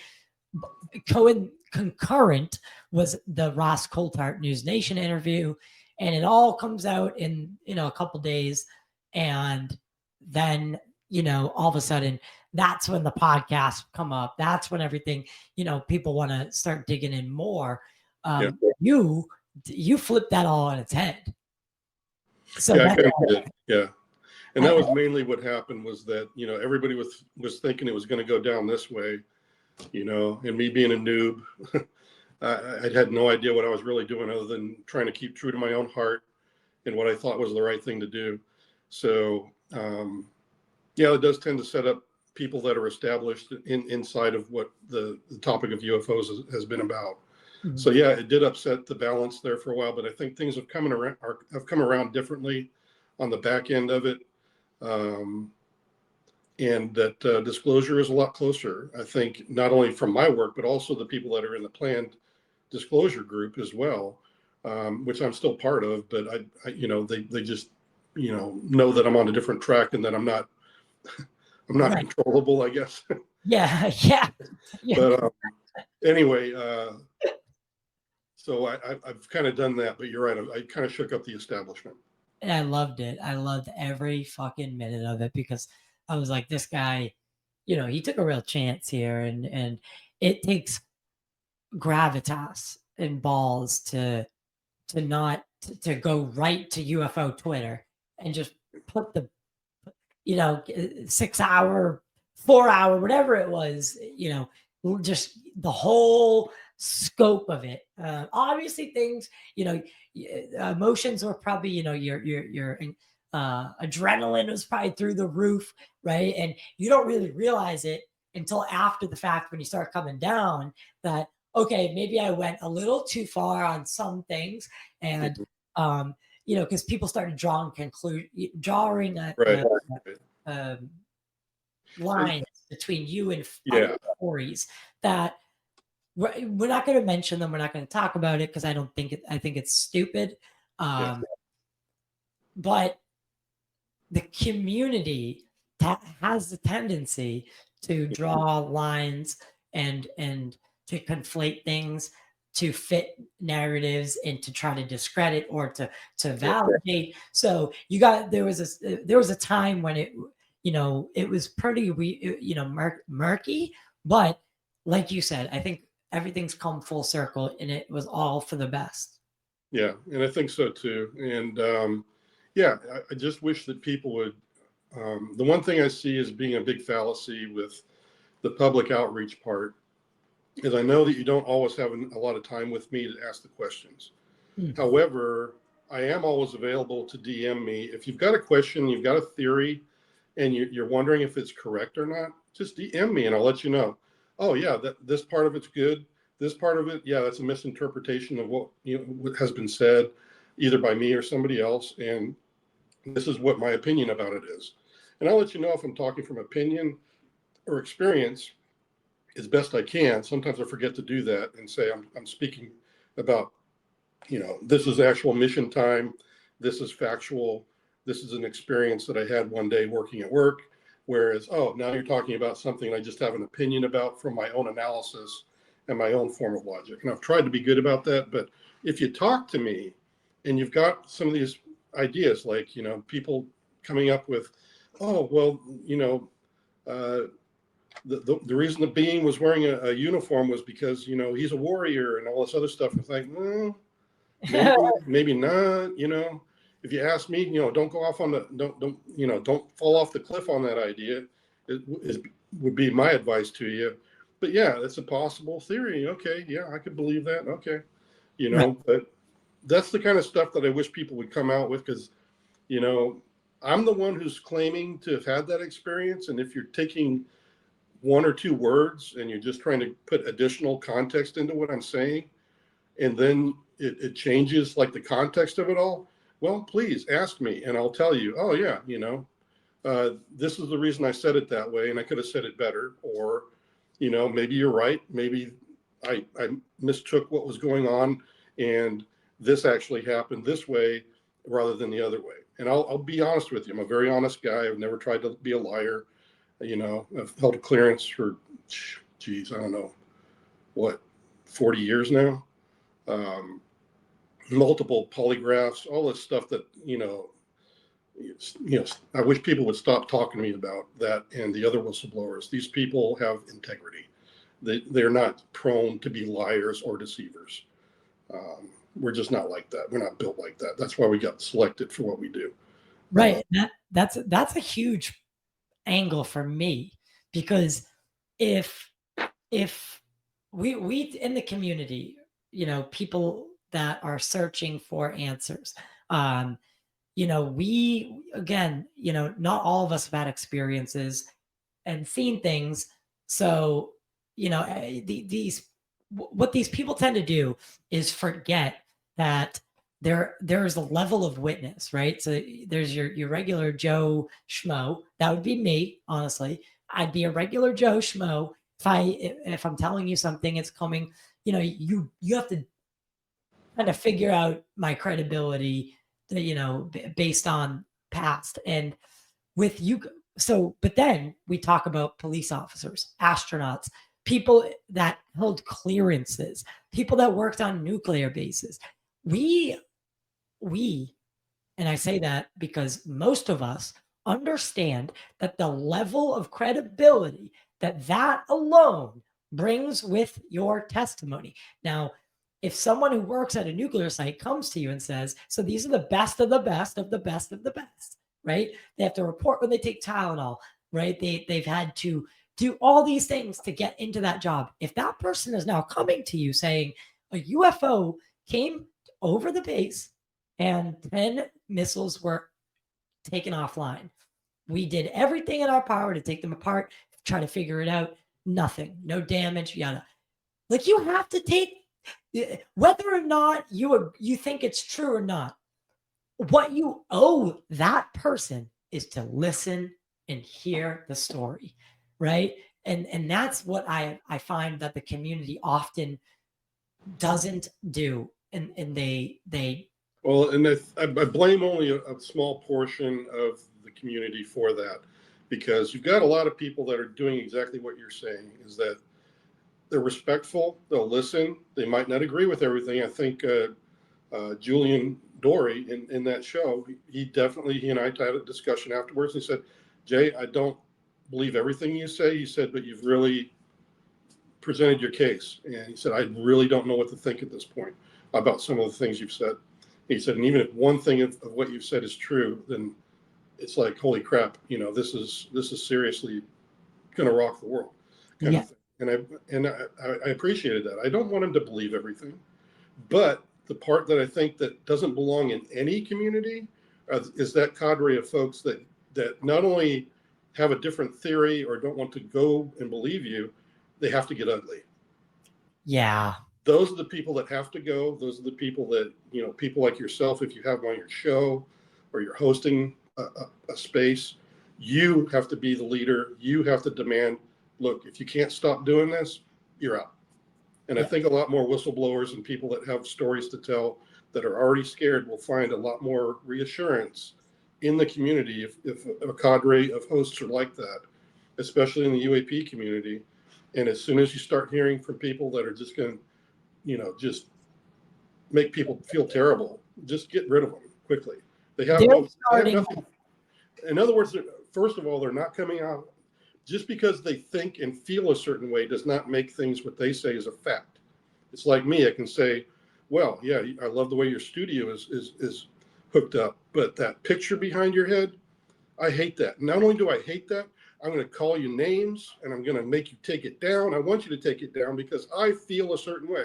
That's kind of what they're doing to the community, is they're just trying to bully us into just shut up, believe what I say. And really what I have to say is really my opinion. Your picture's actually fine on your wall. There's probably thousands of people that appreciate it. And I'm the only guy who's got a problem with it. Right. And that's why I'm saying that has to go out of the community. We have to strike those people down, make them feel like they're the ones who's got it wrong until they can act right. Right. And I could, like I said, I could not have said that better, my friend. But one last, so we're right past 2 hours, coming up on 2.5. I want to let you go.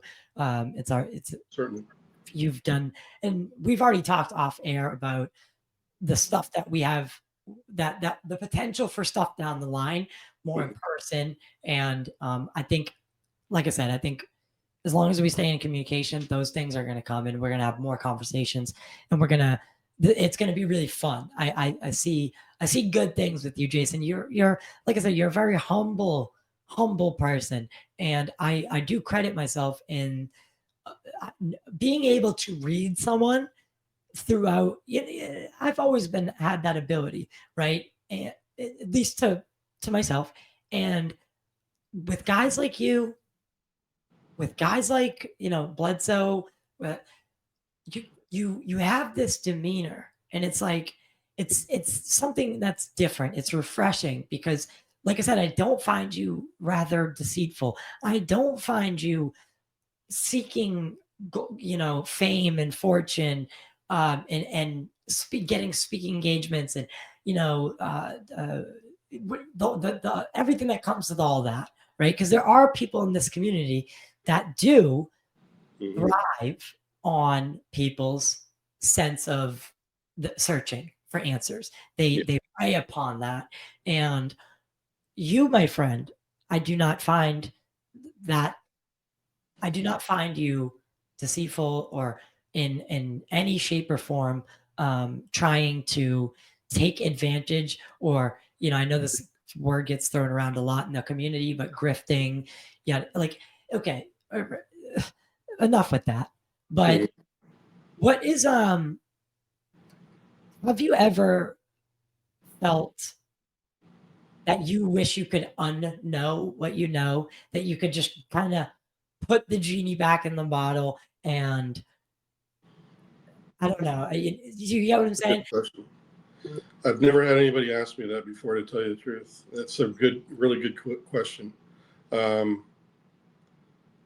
Honestly, if I were to respond just right now, off the cuff, I would say I wouldn't change a thing. It's been difficult, just like other parts of my life. With my alcoholic dad and him finally getting better later in life. Mm-hmm. It was tough during those years, but I learned a lot. Same thing happens here. It strengthened my faith in my God, in my Creator. It strengthened my knowledge about who we are. It didn't make me feel ostracized or belittled by the fact that I know that there's other life, and even that other life seemed to have respect me for who I was and treated me fairly, as a co-equal, actually. So no, I think it served as a bit traumatic. Yes, I wish that part I could take away. Maybe that's the only part, is if I could actually know what I know now and not be traumatized by the whole event. I think that would be better. Because it seems like that's the other thing about abductees, is that just like with me and my encounter in the desert, they were surprised. Right. And when you're caught off guard like that, sometimes your fear runs your mind, and horror shows begin thereafter. And Right. and that's kind of what I wished I had been more knowledgeable about things before it happened. But just like everybody else, I got caught off guard with this strange encounter driving up to work one day. So I can't take it away. I don't think I'd wish it away. I just wish I could give it better context, and that's kind of what I'm doing now. Well, that my friend is beautifully said. Where can I'll put all your the links for you in the description below. Mainly just use X. Yeah, I've recently started on what is it? TikTok. Yeah. Yep. And WhatsApp, and it's one other one, Instagram. Okay, Instagram. Okay. Yeah, people are wanting me to do like quick videos and things like this, and some of them are on talk shows and go live. So yeah, those are some of the things I'm starting to build a follower base for. But right now, my biggest follower base is on X. And that's at Jason T. Sands. And I'll have the links in the description below for your Instagram, TikTok, and anything else that you'd like there. Thank you for your service, for your story, for your willingness to come forward. I give you a lot of props for how you've done this, how you've approached the community, how you've given respect, and hopefully for the most part that respect is reciprocated from the community. Thank you, Jason, for being on the show today. Yes, and thank you for the time. And if anybody in the show is listening, there is a fund that I'm trying to stand up for other whistleblowers to come forward, so that they don't have to suffer the same repercussions that I and David Grush have had to suffer, because our clearances have been wiped and messed with. That's great. Well, not totally wiped, but they're just not willing to pass them on so that we could reuse them. And things like this happen. But I want to at least have a pot of money to help other whistleblowers out. So that if they can go to the Firsthand Fund, that would be another link that maybe you could provide to your followers. If they want to contribute and donate, that would be good. And that would help us to help the rest of the community, and probably getting some other whistleblowers to come forward because they'd feel a bit safer. What is it called? Firsthand Fund. So Firsthand Fund. Okay. All right. Yeah. I think that's a great thing. And a little parting words. It should not be this way. It should not be that you should lose your livelihood for coming forward and telling the truth. There needs to be, and that's why, we need to talk to, everybody, anyone that's listening to the show or listens to the show has an interest in this topic. We need to talk to legislation and get protections in place for, the quote unquote whistleblowers, people that are coming forward to firsthand experiences. The only way we're going to get that is if they know that, they're going to be protected. These people have families, they have livelihoods, and, they're not going to just throw it all away just for the sake of, telling you that UFOs exist. Mm-hmm. Yeah, they've got real lives to have to go back to. Yeah. thankfully, I've had a lot of support. I mean, yes, I'm still scratching by, financially, but it's been enough support to help me. And I do have to thank my wife a lot for that as well. Right. And a lot of friends from the community also have contributed. So it's helped me personally in that regard, especially during the tough months this past year. But like I said, I just don't want to see any other whistleblowers have to suffer the way that I'm going through this. Well, I want them to continue. Yeah, I'd like to make a contribution from total disclosure. So I think You don't have to, but thank you. Yeah, I think I think I'll put in. I'll have to divert some funds from the show, but I think if I can give a couple thousand, that would be something I'd actually really like to do, and help support what you're doing. So That'd be fantastic. Thank you very much if you do that. yeah. Well, don't thank me yet. It's like I said, I'll have. We can talk after I do it, but. Okay. Everyone, I'll put all those links below. Jason, thank you so much for your time today. Follow Jason, follow what he's doing. Keep an eye on this guy because you're gonna wanna be in the conversation in the future. With that being said, guys, you know what to do. Follow, like, subscribe, share. If you're watching on video formats, if you're listening on one of the amazing podcast platforms, you can leave a review, sometimes a star rating, or just follow the show. It truly helps. It's all free. We have other ways you can support the show monetarily by joining on YouTube or Patreon. All those links are in the description below. It helps us keep doing things. Next Saturday, I'm going to tour the Galileo Observatory with Avi Loeb and then interview him after. So, to be able to continue to do things like that, support from everyone that watches and listens. That's the only way I continue to make these things happen. But like I said, I love it. It's truly the best. Thank you so much, everybody. We'll see you on the other